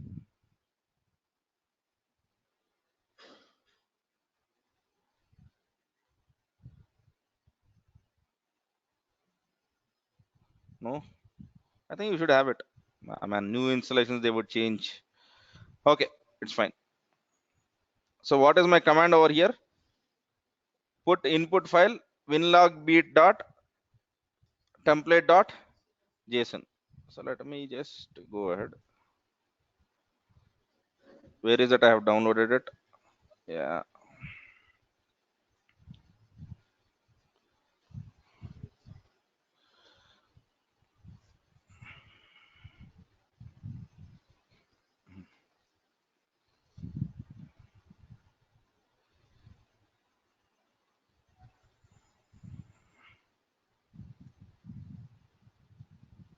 This is what we are trying to do.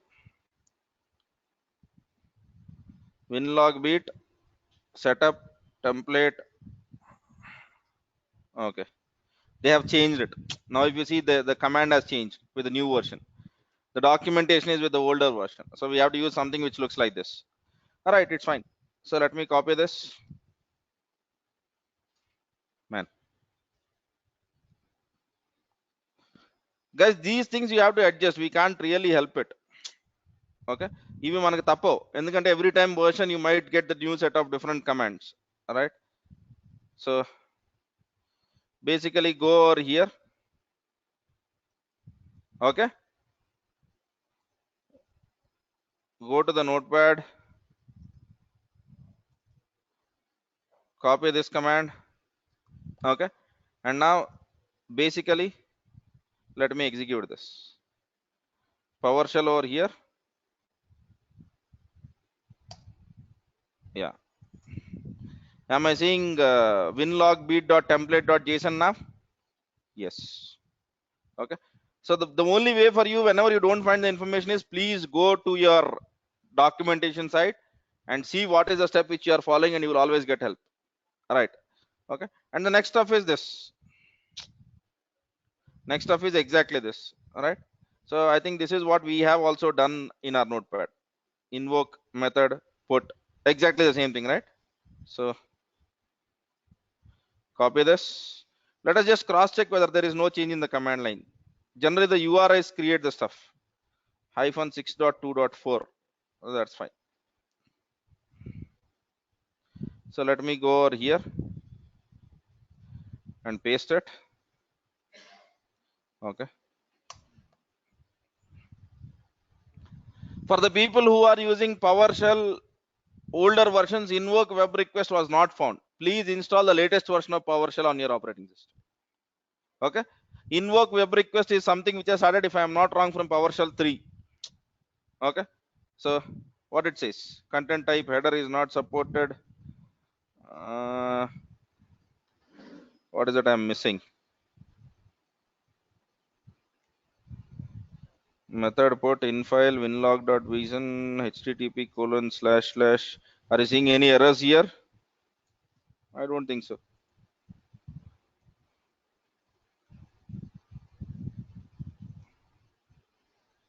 Okay.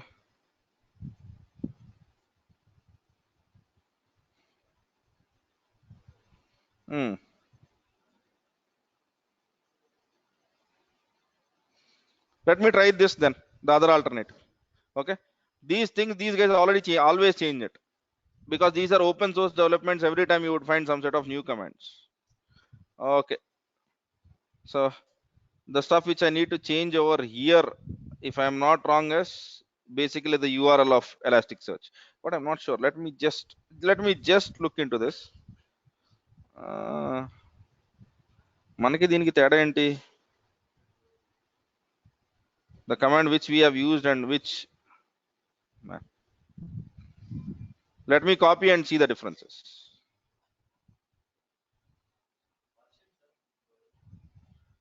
That is a template's name. Well, okay, well, I'll add even that, but let me see the other stuffs. Okay, The first thing which I am supposed to do is I am supposed to change the URL of Elasticsearch over here.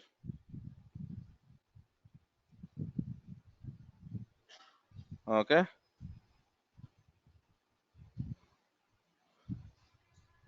Yeah. Content type is one extra stuff which these guys have added. It's okay. Let me try that now. Hopefully this should work. Yeah. Now if you see it, the acknowledged stuff is true. Now in the earlier version there was no need for that content type as application or JSON. Now they have added that restriction. So the only way is just follow the latest document. Okay. Or if you want to follow my document religiously, go with the versions which are mentioned in the document. In my document, the versions are something like 5 dot something, and now what we are trying to install is 6 dot something. So obviously there will be some changes. Right. So fine. Till winlog beat, we are good. Now let us see what has to be done. He's just trying to tell that start using winlog beat. Okay. So before that, one configuration file. Do I need to change anything? Yes. Shall I change these things in the YAML file? Yeah. I think I've opened the YAML file over here. Okay. What are the things which I need to change? I need to add tags.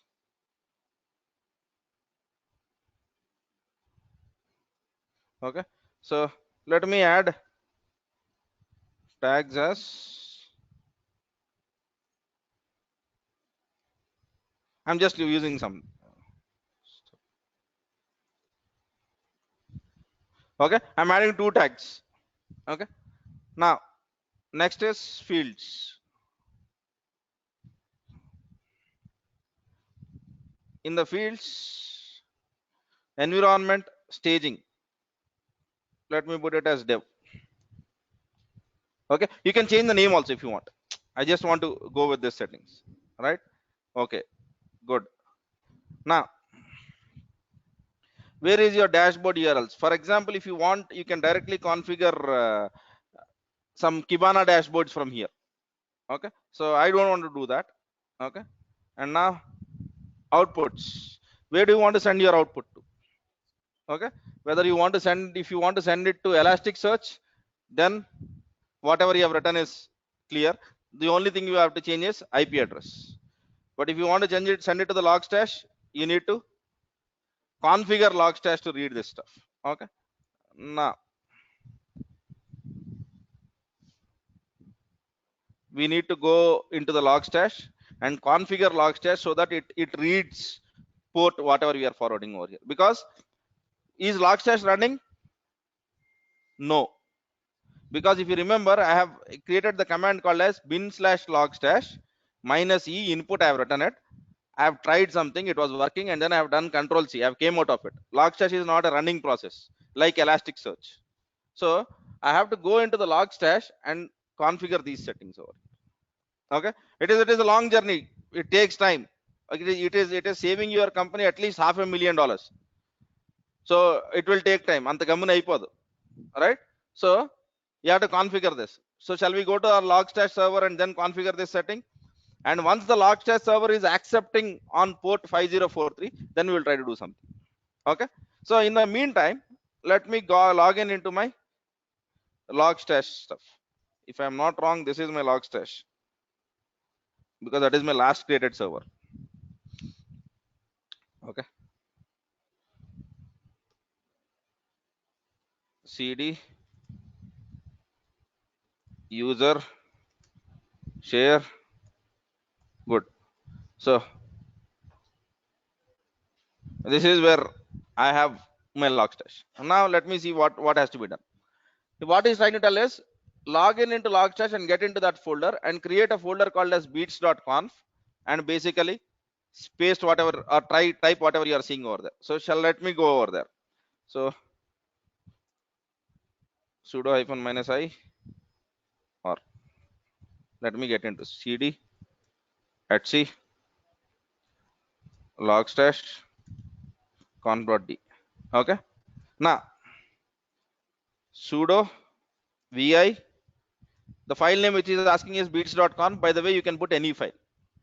Okay, how logstash works is, are you seeing this conf.d? In conf.d you can put multiple configurations, and whenever you are starting logstash, what it does is it will try to see what are the different configurations in conf.d, and it would start all of them. అంటే మీరు రెండు file పెట్టారు, one file is reading from input and giving output, the other file is reading from some port and giving it to Elasticsearch server. So whenever you have to put all of those two files in conf.d and then just start Elasticsearch, then just start logstash, it would start working. Now it takes two inputs, one is from port, the other one is from input. That's how it works, right? So now sudo vi beats dot. Now here the first thing is quite simple, you have to tell what is your input, what is your output, right? Now let me go into the logstash.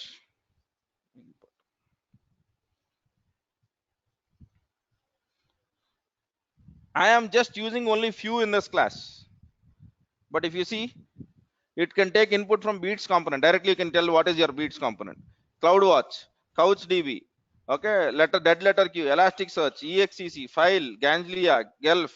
You go on and on, there is a whole set of input plugins.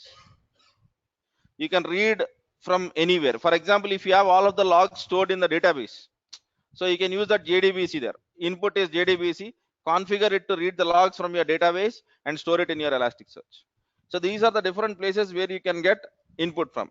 Okay. Now in this case, what is the stuff which I am trying to configure? Sorry. What is the stuff which I am trying to configure? I am trying to take from beats. So for example, if your log is in database, then you might be using JDBC. Okay. So now go to this documentation. Okay. And click on this beats. He will try to tell you how to work with this.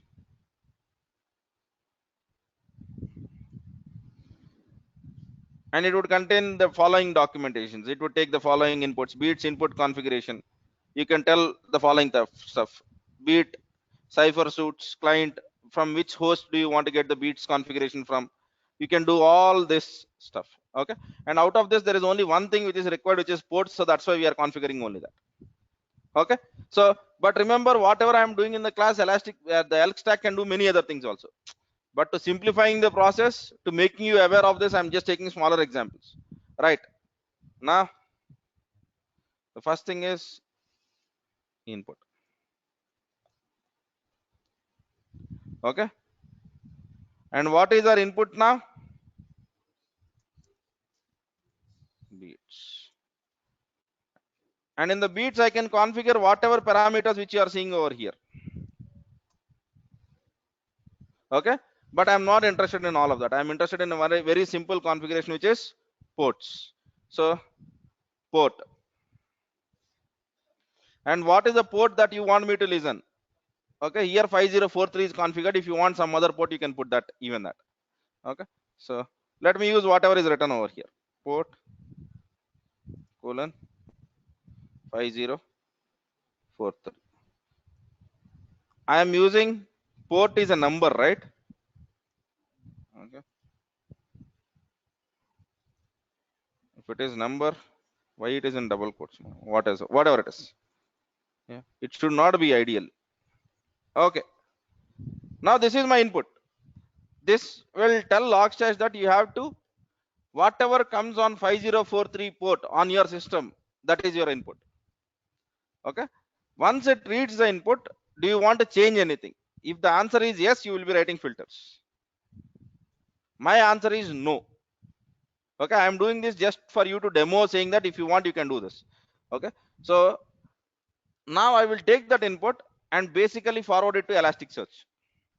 Forward it to Elasticsearch. So I will have input and output section. So input is done. I'll come over here and then I'll write output section. And output, where is that I want to send? Elasticsearch. So go over here and basically say logstash output.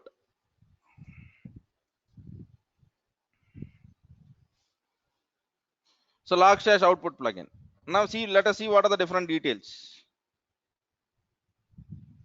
Come on. You have multiple parameters.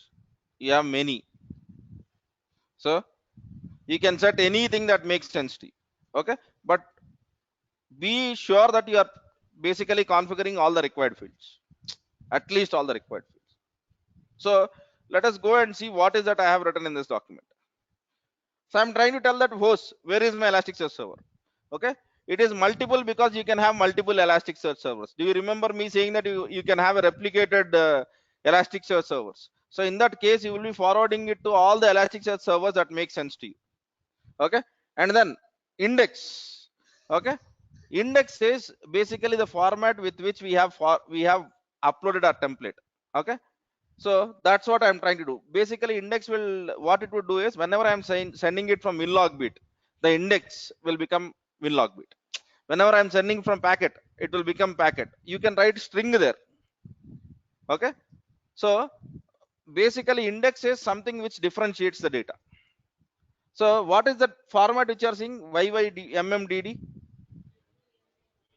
So basically, it is trying to create a packet or an index with date. That means the daily for the same thing. And let us assume that this winlog bit is sending the data for 2 days. So how many indexes will be created? 2. All the data which has been sent in one day will be grouped in one index. The rest of the stuff will be grouped in other index. So if you want that, you will be putting date and time. If you don't want that, if I want all of the data in one index, then remove it. So whenever any data that comes out of basically one packet or one system, you can basically use it. But this is a better way of writing it or dealing with it. Okay. And then you are trying to tell what is your document type. Okay. So in the copy paste it's an image. I think when I was doing it for the first time, I have given some link saying that your scripts are mentioned over here, but I'm not sure where I have kept all of that. Okay, it's fine. Let me type elastic search. But if you see over here, we are configuring it for every bit. This configuration is not only for winlog bit. Are you seeing anything called as winlog bit there? No. Once I start this, I can use it with any bit stuff. Right? Okay. Now, Elasticsearch. The basic syntax is you start here.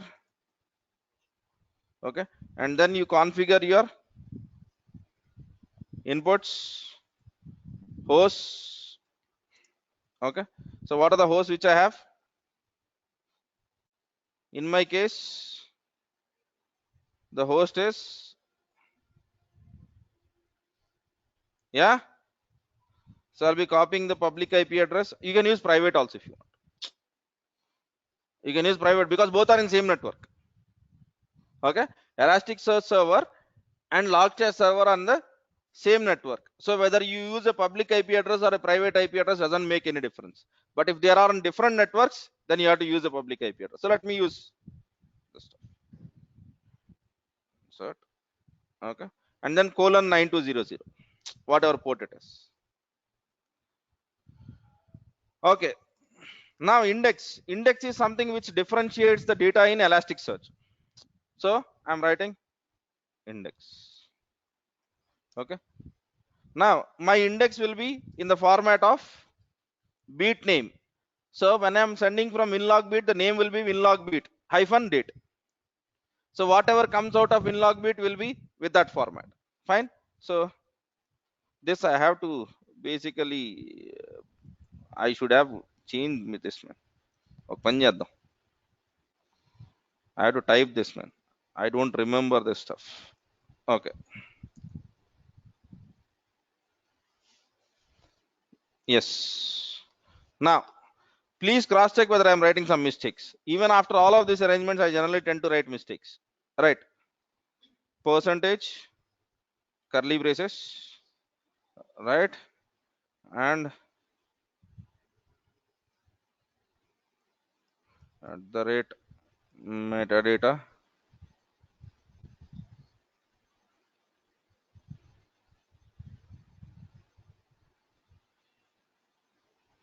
of beat. Fine. Hyphen.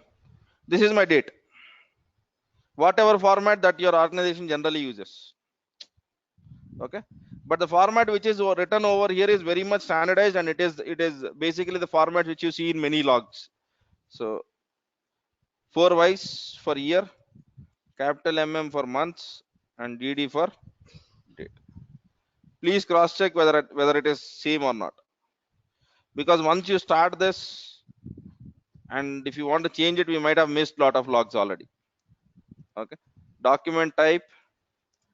Okay. Percentage, curly braces. Okay. At the rate, metadata of type. Simple. Yes. So I think we are good. Now he speaks about Linux servers. How do you configure file beats? You will have again the same concept. In the file beat, again you will be basically downloading the beat components. Okay. You will be creating the template, uploading that template to the Elasticsearch server, and then you will be going on and on. That's hopefully this is still alive. No, that was the reason. Yes. In this link I have put all of the scripts. All right, but somehow they are missing. It's okay. Fine. Now basically we have logstash configured. All right. Now let me go into cd user share logstash. Now let me use bin slash logstash. Let us see what happens.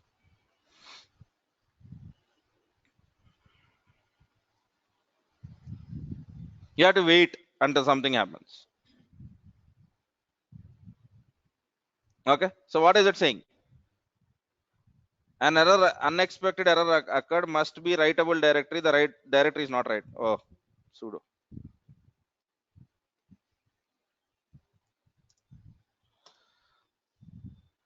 Or you can become a root user and log this command, whatever it is.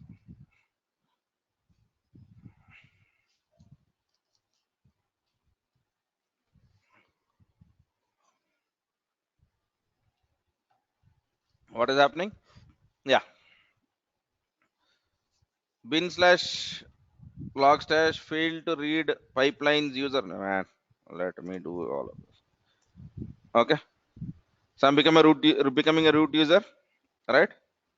So user share logstash ls. Okay. cd bin ls, and then there is basically a logstash which I want to run from here. So let me use that. Okay.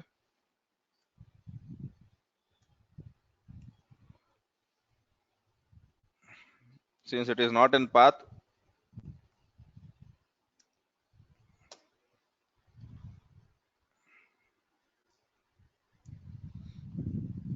I can basically configure by saying -e, because if I use -e, the problem is it would run only with that configuration file. Okay. I don't have an option now. So where is our configuration file? In dot slash logstash -e at c. What is it? Okay, let me do one thing. The command line arguments of help. Let me look at command line arguments if I can pass some other stuff. I can also Google parallelly. So starting logstash. You always have this help, so there is no need for you to worry about it. Okay, bin/log stash, and then you can give -f and give your conf file over here. Yeah, this is one way. Or if you want to run it continuously, running log stash as a service on demand, okay, you can basically say this. Okay, so I think for us it makes sense to do this, right? Yes or no? Yeah, so let me go over here, service, no, let me copy this then,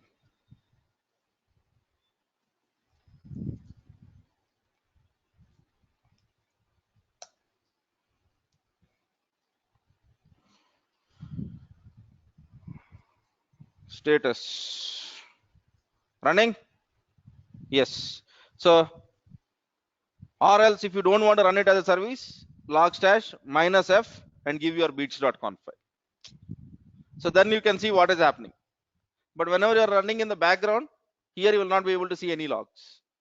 Okay, now it is your choice whether you want to run it with -f or basically with this. Okay, in your production environment you will always run it as a service. You will always run it as a service. Okay, so my stuff is not yet done because I have certain things to do yet. Okay, now in my win bit I have to configure output is log stash, and my log stash is present, which is listening on port 5043. Remember, we have done 5043. If you have put 5044, there is no problem. Okay, and then I need to change the IP address of the stuff also. So what is the IP address of log stash server? Okay, since I am uploading from a server which is from a different network, I am using public IP. But if I was using the server which is from the same network, I would have used the private network. Fine. Okay, good. So any other stuff which we want to basically add. Okay, so you can tell what is your logging level. The default log level is info. If you put debug, the lot of logs will be going in. Okay, so error is a high level stuff. It just sends only errors. Let us go with default logs itself, default settings itself. If you want, we can come back and change it.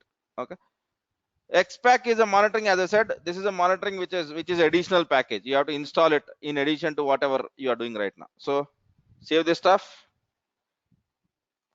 Now go back to this documentation, and then you have to basically start the using the Windows install the Windows logbit as a service, right?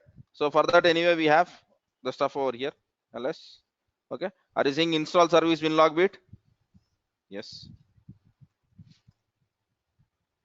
Did we save this file? If you don't save this file, it becomes really difficult for you to change it again. You have to stop the service and restart the service and do all of that stuff. Okay,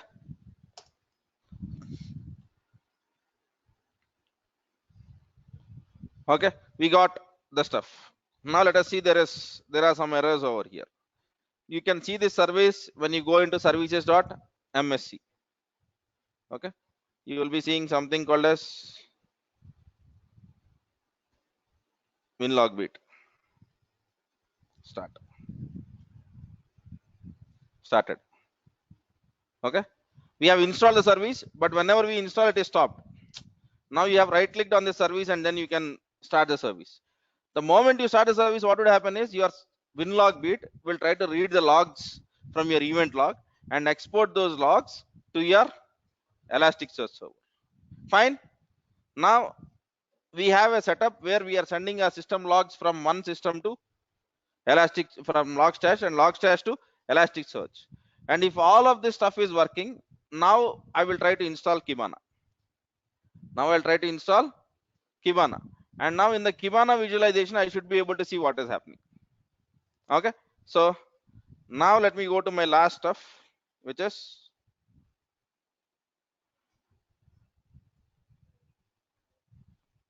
come on, Kibana. Okay, so again the Ubuntu machine, again you basically configure all this stuff. Okay, whatever that is required for you. So let me go over to the EC2 machine, launch an instance. For Kibana you don't need that huge machine. All right, Kibana is memory intensive. If your RAM is good, that's okay. It doesn't require any CPU cores and all of that. Okay, so I'm taking a Ubuntu machine,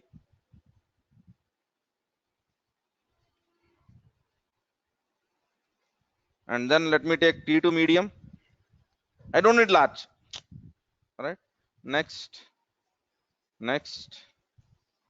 If you want, you can install Kibana on your Windows laptop also.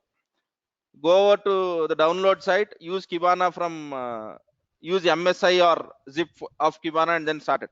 Okay, so next,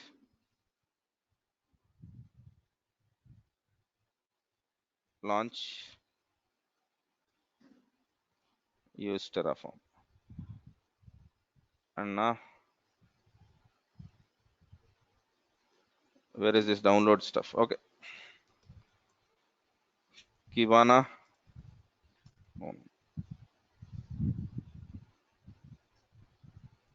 Okay, now if you see, you have all of this. So if it is in Windows, you can download this.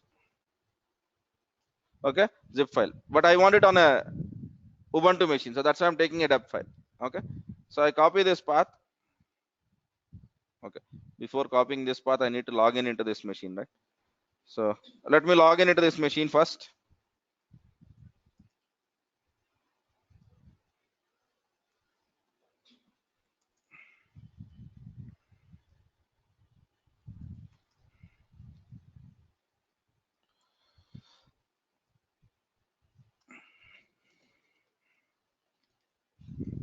Okay, once you log in, the first command obviously is sudo apt-get update,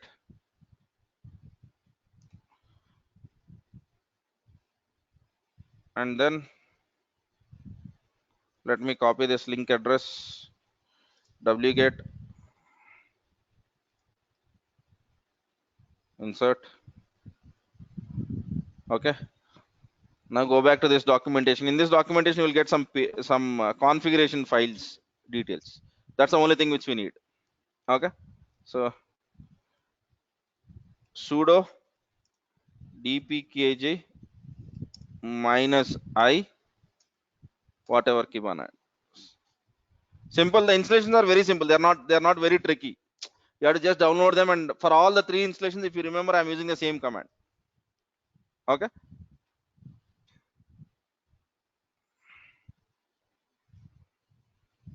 good. Now get into this directory, sudo hyphen minus I. Okay, uh, vi etc kibana kibana.yaml file. Okay, now what is your server.host? Okay, so basically here you can give your host name. Here you can give your host name, and then you would have server.name. Okay, and the port on which this machine runs is 5601. If you want to change, you can change any of these values, right? So let me go into server.host. Okay, and change the IP address. I'll be giving public IP or private IP address.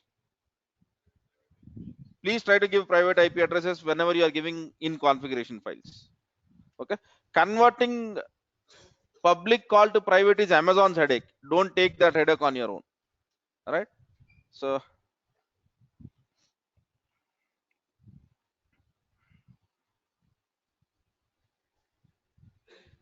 fine, and now let me scroll down.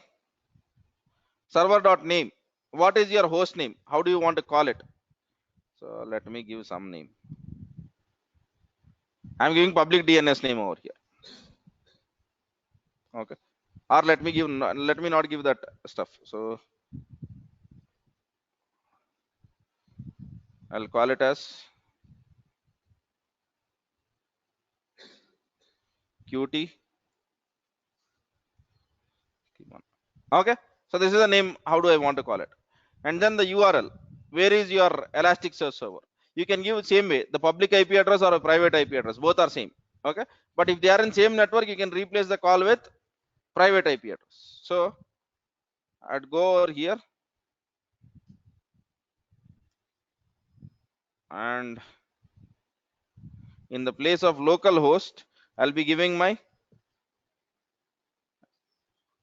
Elasticsearch servers. Elasticsearch. I'm giving public IP base so that you can use this configuration on the other network also. Okay, but you can give private IP also. There is nothing wrong in giving private IP there. Okay, because this machine can speak with Kibana both by public or private IP address. Right? Yeah. Now, any other settings which you are interested in? I don't think so. I am. Okay. So if Elasticsearch which you have created will have username and password, you have to open that. In our case, we have set up Elasticsearch without usernames and passwords. All right. So yeah, I don't think so. There is need for any other configuration. Let us go back to the documentation so that we don't miss out anything. Okay, that's it. Elasticsearch.url we have configured it. Okay, and now service Kibana. Okay, and now service Kibana. Okay, Kibana doesn't need Java. For Elasticsearch we need to install Java, and for basically the Logstash we need Java, but for Kibana you don't need any Java stuff. Now you just take the IP address of this machine and then 5601. What is this machine's public IP address? Yes. And for the people who are using AWS, ensure that you open all of these ports. Or basically, whenever you are trying this installation, try with a security group where all ports are open, because there is nothing to be hacked. We are learning.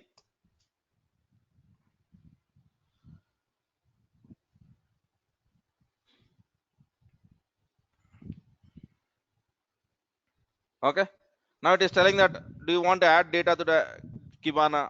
Okay, data is already in Elasticsearch. Then set up index patterns. Let me click on discover. Then it asks, okay, can you create an index pattern? Okay, do we have an index pattern already? Yes or no? While forwarding, we have said that we have a date pattern which is win log beat hyphen date. Are you seeing that? Already one export hyphen. So now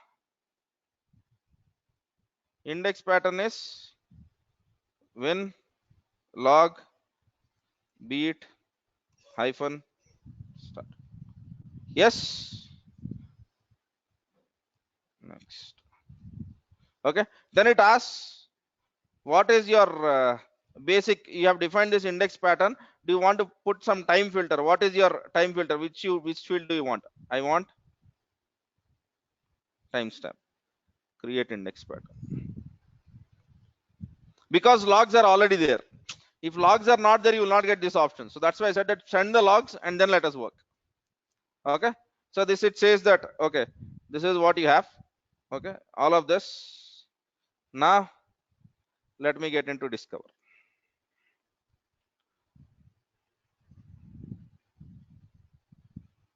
So the logs which you are seeing over here are basically logs from your laptop. Okay, to prove that point, let me just basically come over here, open this. Okay, and select this. I'm just showing this visualization. If you remember, we have put tags, right? So are you seeing tags in this data? Okay, and then apart from tags, we also put some other thing. What was it? Fields. Are you seeing fields? Yes. So you basically said that your environment was dev. Are you seeing that field? So whatever you are sending is over here. And now computer name is Qt, host is Qt. You are seeing all sorts of these fields. This is basically the event logs from my system being exported onto the Elasticsearch via Logstash, and then I am seeing this visualizations. Right now, this is good. This will give you a basic search. For example, you want to what is it? let me just basically do some sort of search for you to tell what it is. Okay, man, come on. Okay, level.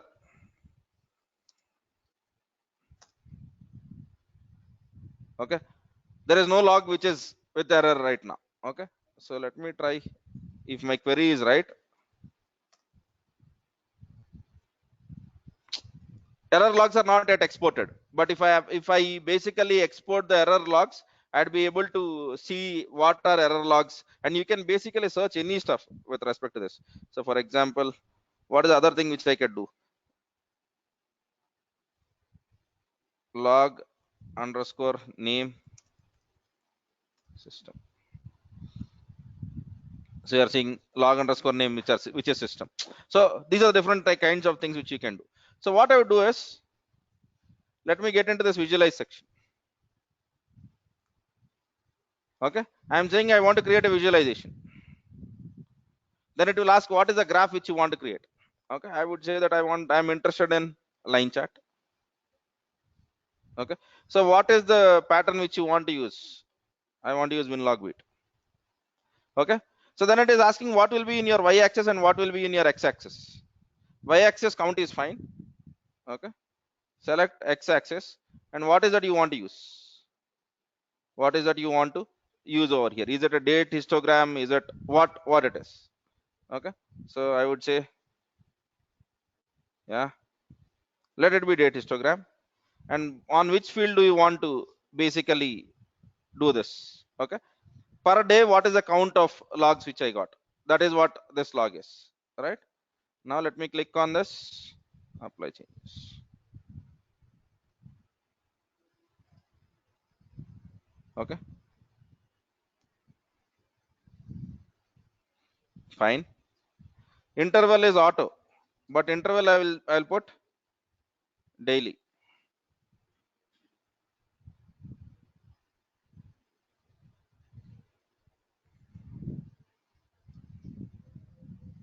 It will take time, but it is building some sort of graph for you. Okay, so we have this area may not contain partial data. The selected time range is not fully covered. Let me do one thing. What is the other thing which I can take?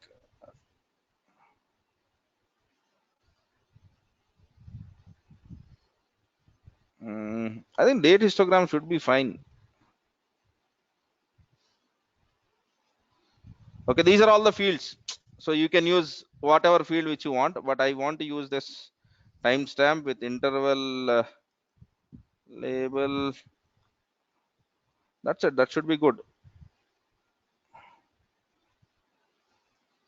Metrics and access. Yeah, count, legend, position, data. Okay, let me change something then. So let me use event data dot new time.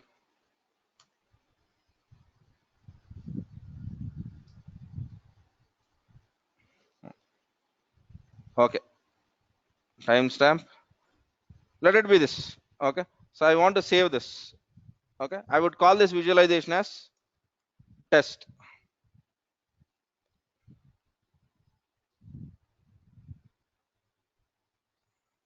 Okay, not a very great visualization, but you have something. Let us create one more visualization. Okay, I'll go to the visualize. I would say that I want to create one more visualization. This time I'm interested in vertical bar. I want to use winlog beat. Okay, I will say no. Let me use split series, aggregation, date histogram. Yeah, interval. I don't want to use auto. I want to use hourly. What is happening, man?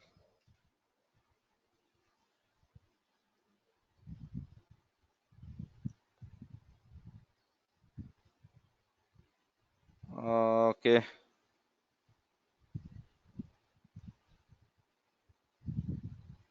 1 minute. Let me just try to do something else. Let me add one more visualization. Asalu visualization chala clear ga vastadi. Enduko raatledu indulo. I think logs are not enough for whatever it is.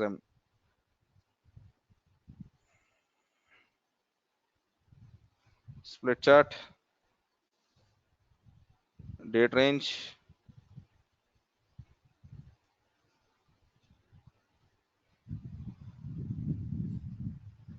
Okay, not a very decent information we have, I think, in the logs to really see the visualizations. I think I should have sent a few more logs. Info కాకుండా error కూడా debug కూడా పెట్టాల్సింది. Okay, whatever it is. So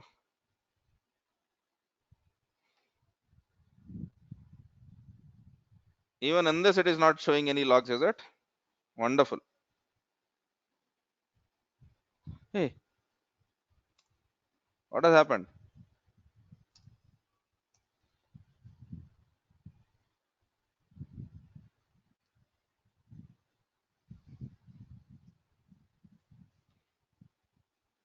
Where are winlog bits? Is our Elasticsearch down for some reason?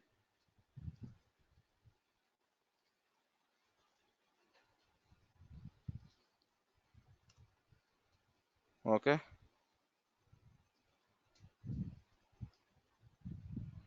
index patterns,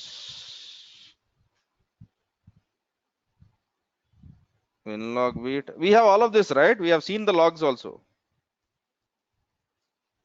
Let me click on create index pattern. Yeah, you have this.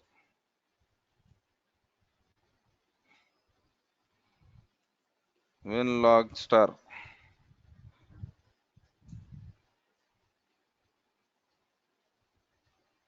Okay.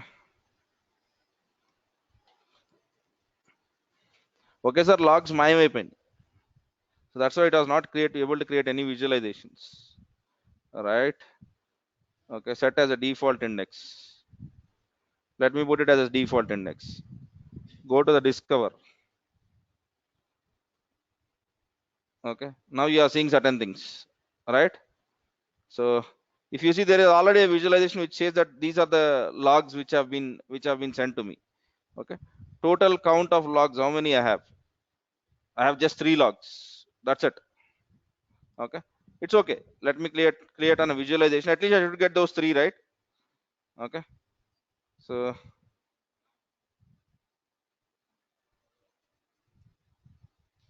add sub buckets, split chart, select an aggregation, date histogram, timestamp, play, and just save this. Okay, let it be saved with test name. Okay, we have to wait for some more time to get more logs. But actually, what you can do is, first thing what you have done is you have discovered. In here you will be seeing all the logs, right? So for example, if you go over here, you'll be seeing some other logs. And now, once you have these logs, after this, what you do is you create a visualization. Visualization is graph, but our graph don't have any data. We have 3 records, man. Okay. So after that, what you can do is you can go over there and just say, I want to create a dashboard now. Okay. Say that this dashboard is my dashboard or whatever it is. Okay. Okay. And are you seeing add button? In the add, you can add visualizations. Saying that I'm interested in adding this visualization. Okay. And then save this. Okay. Let it be new dashboard. I'm okay. So this will become your dashboard. Now, this dashboard, what you can do is, in your companies, you might have seen monitors, right? So this document can be embedded in any monitor. So for example, basically when you click on share, then it will ask, how do you want to share it? So basically put it in your PPT, put it in your monitoring desk and all of that. But one thing which we can do is, which I have not done it correctly and which I would expect you to do is, in my metric beat, the error which I have done is not, it's not an error. Okay, the basic stuff is, you should have chosen the default logging level,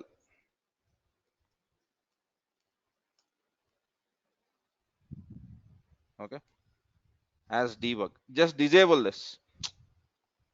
Okay, now when you disable this and restart your Elasticsearch beat, you would see loads of logs being sent. Okay, do it for half an hour or 1 hour and you will be seeing lot of records. Okay, so let me try this if it improves certain things.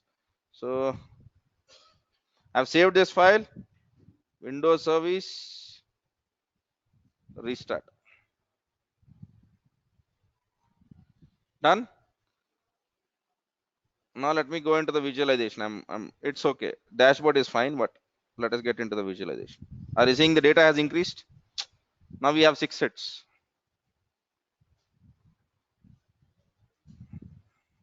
And if you increase more logs, like not only system and eventing, and if you add more logs, you will be getting more information.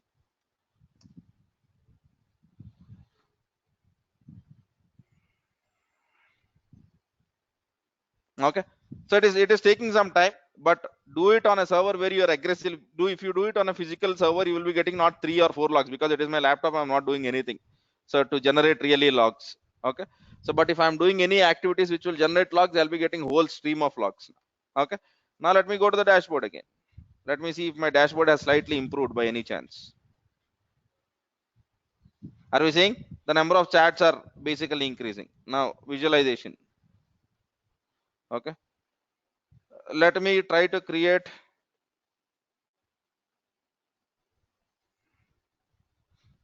a new visualization. Okay, line chat, win log beat, whatever it is. Okay,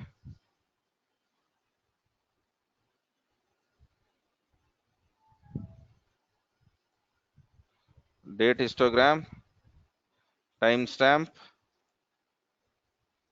play. What is that I've selected? Line graph, is it? Okay,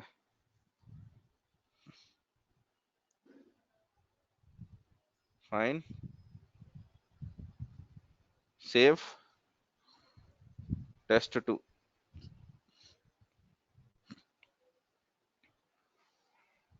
Okay, so basically it is just showing me the all count. Okay, but if the graphs are continuous, you would be getting the different stuff. So let me try doing something. Print spooler.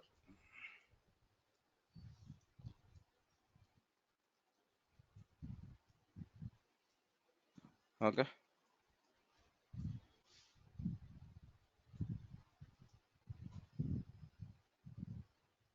so if you are starting and stopping some services, the event logs get created. So what you can do is go to some service, choose a service which will not harm you. Print spooler will not harm you, because that is a service which takes which accepts, whenever you do control P on your system, it goes and speaks with print spooler. If that service is off, control P will not work. So what I can do is I can go and basically play with some services. Restart. Okay, some of the services which will not harm you. Are you seeing the count is being increased? So you have to do some activity for the logs to be generated. So that's why you are not seeing logs. The moment you generate logs, you would be seeing something which is visual, right? So other thing which you do is I have done win log beat. Okay, in the documentation there is something called as file beat also. Okay, and in Linux systems, when you will have var log folder where all the logs are being stored. So export the logs from there into your Elasticsearch and then see the numbers, and on that server do some activity. Okay, నాకు 6 logs ఎందుకు వచ్చినాయి, నేను పెద్దగా ఏం చేయలేదు. But if you are seeing, when I'm doing some activities, if you see the log count is increasing, suddenly it has been 14, but it was 3 for long time, right? I basically go and start any application now, so then I'll be getting more logs. For example, I'd go and just say new. Okay, fine. Okay, you do any system control activities. For example, you install an application, you will see logs being generated. That's what a event logs does. But if you see, there is a 14 logs, and after that for some time I have not generated any stuff, right? Now I go over here and I do the obvious thing. Okay, so what is the obvious thing? Go over here, stop the service, and see. During the next refreshing, you should be getting some logs, because the moment you stop the service, you start the service, event logs will be generated and those event logs will be flagged. Are you seeing that? నేను సిస్టంలో చేస్తున్న activities ప్రకారం here you are seeing something happening. That's the whole point. Okay, here I am doing system monitoring, but the same thing will happen when you are doing applications also. So whenever you are writing any application, they will be writing logs to your folders. So then you will use a file beat component. File beat component will, what you will do in the file beat component is read all the logs in this folder and send it to the log stash. Whenever you are doing any activity on your application, the log files get generated. The moment log files get generated, the log files will be sent to the logstash or elasticsearch, whatever you have configured, and you would be seeing some changes in the numbers, right? So we have 18 hits now. So if you leave it and if you work on the system for approximately 10 to 15 minutes by doing system admin kind of activities, then you would see a lot of logs, and then your visualizations might look better. Might look better. Okay, if you are seeing it is split series, right? Now what I would do is, let me go over here, and rather than split series, let me say x-axis and then say date histogram. Are you seeing this? Now it looks something better, right? Yeah, now I use it in a dashboard. I go to the dashboard. Okay, and I would say, yeah, this I'm not interested in. So I'd basically say edit this dashboard. Okay, fine. Add. What is that you want to add? I want to add test2. Yes. Are you seeing this? But test2 is not saved yet. Oh, sorry. test2 save చేయలేదా మనం? Save చేయాల. Save. Let me go to the dashboard. Yeah, are you seeing test2 is now saved, now different? Yes, click over here and then you say, I don't want this, delete this, I'm not interested in this.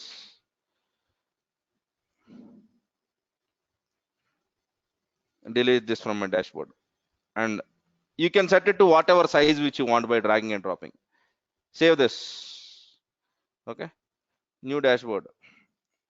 See what is happening. Okay, now basically you visualize this. Okay, and you do your system admin activities. Okay, suddenly you would see something happening with respect to the graph also. Restart.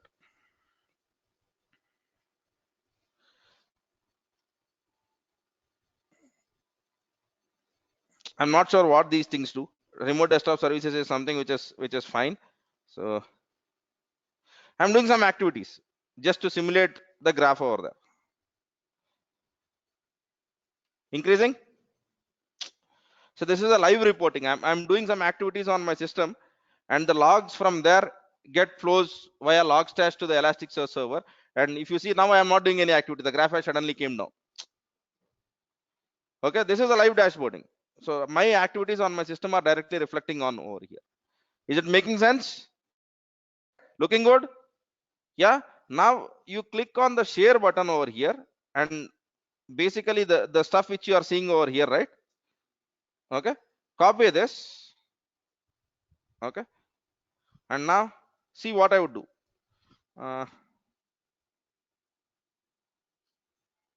Basically I'll create notepad. Okay, file, save as some index.html. Yeah, let it be. Go to this index.html, see what is happening.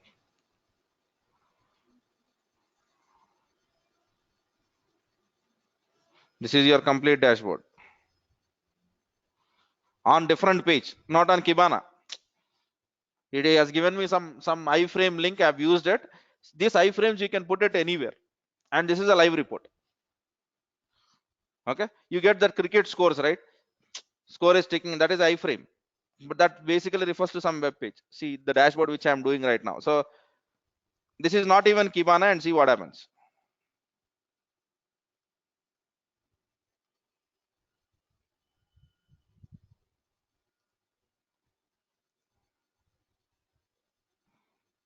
Okay, increase. Yes, you do admin activities and suddenly you see your usage being going high. Looking good. Yes. So for the people who are working, winlog beat is something not very fancy, but you use the file beat and configure your applications, and suddenly you can, by looking at this, you can see your user activity also. So for example, I do this on my web page, web application. By looking at this graphs, I can come to know when my application is behaving oddly, when it is doing lot of activity. Then I can find out what is that activity by getting into my actual discover section. Okay, visualize and dashboard will give me the overall perspective about it.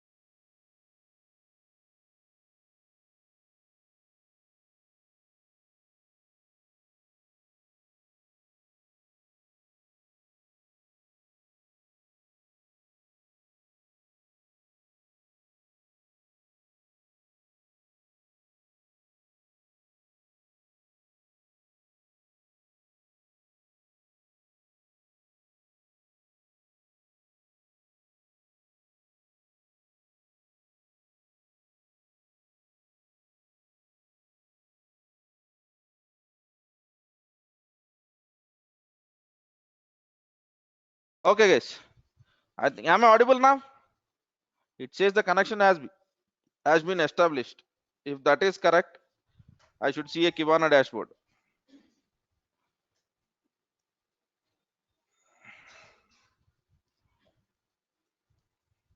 Guys over the web, am I audible? Yeah. The point which I was trying to make is, yes, Tableau is also a visualization tool, but the problem is Tableau is not for as small as Kibana is. Kibana is not as powerful as what Tableau or BI tools is. Kibana is specifically made to work with Elasticsearch. Kibana ki వేరే use case లేదు. Yeah, Tableau, ClickView,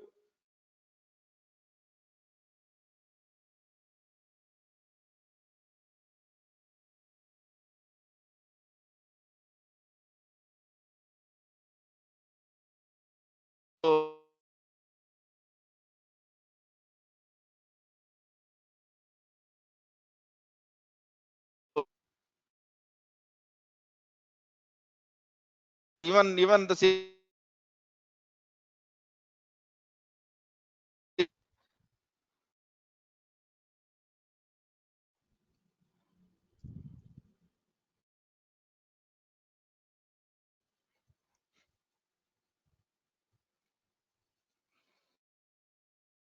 Okay, so at that note, okay, the only thing which I want you guys to do is just at least set up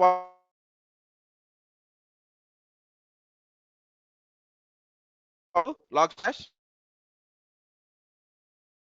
create, which is fun. గుర్తుపెట్టుకోండి than this. Just not this. This is just the beginning. 3 hours is just the beginning of Elasticsearch. Just the beginning. To get well equipped, you can do. All right. So that's the whole point which I wanted to discuss. Yeah. Don't worry too much. I got in.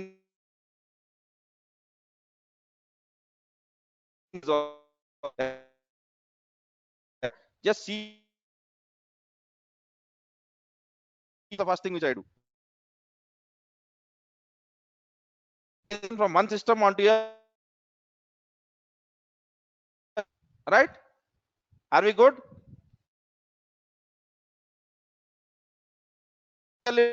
Any, if you have any questions, you can write it down, or basically we can.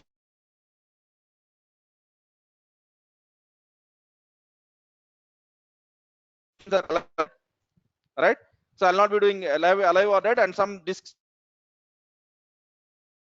That right.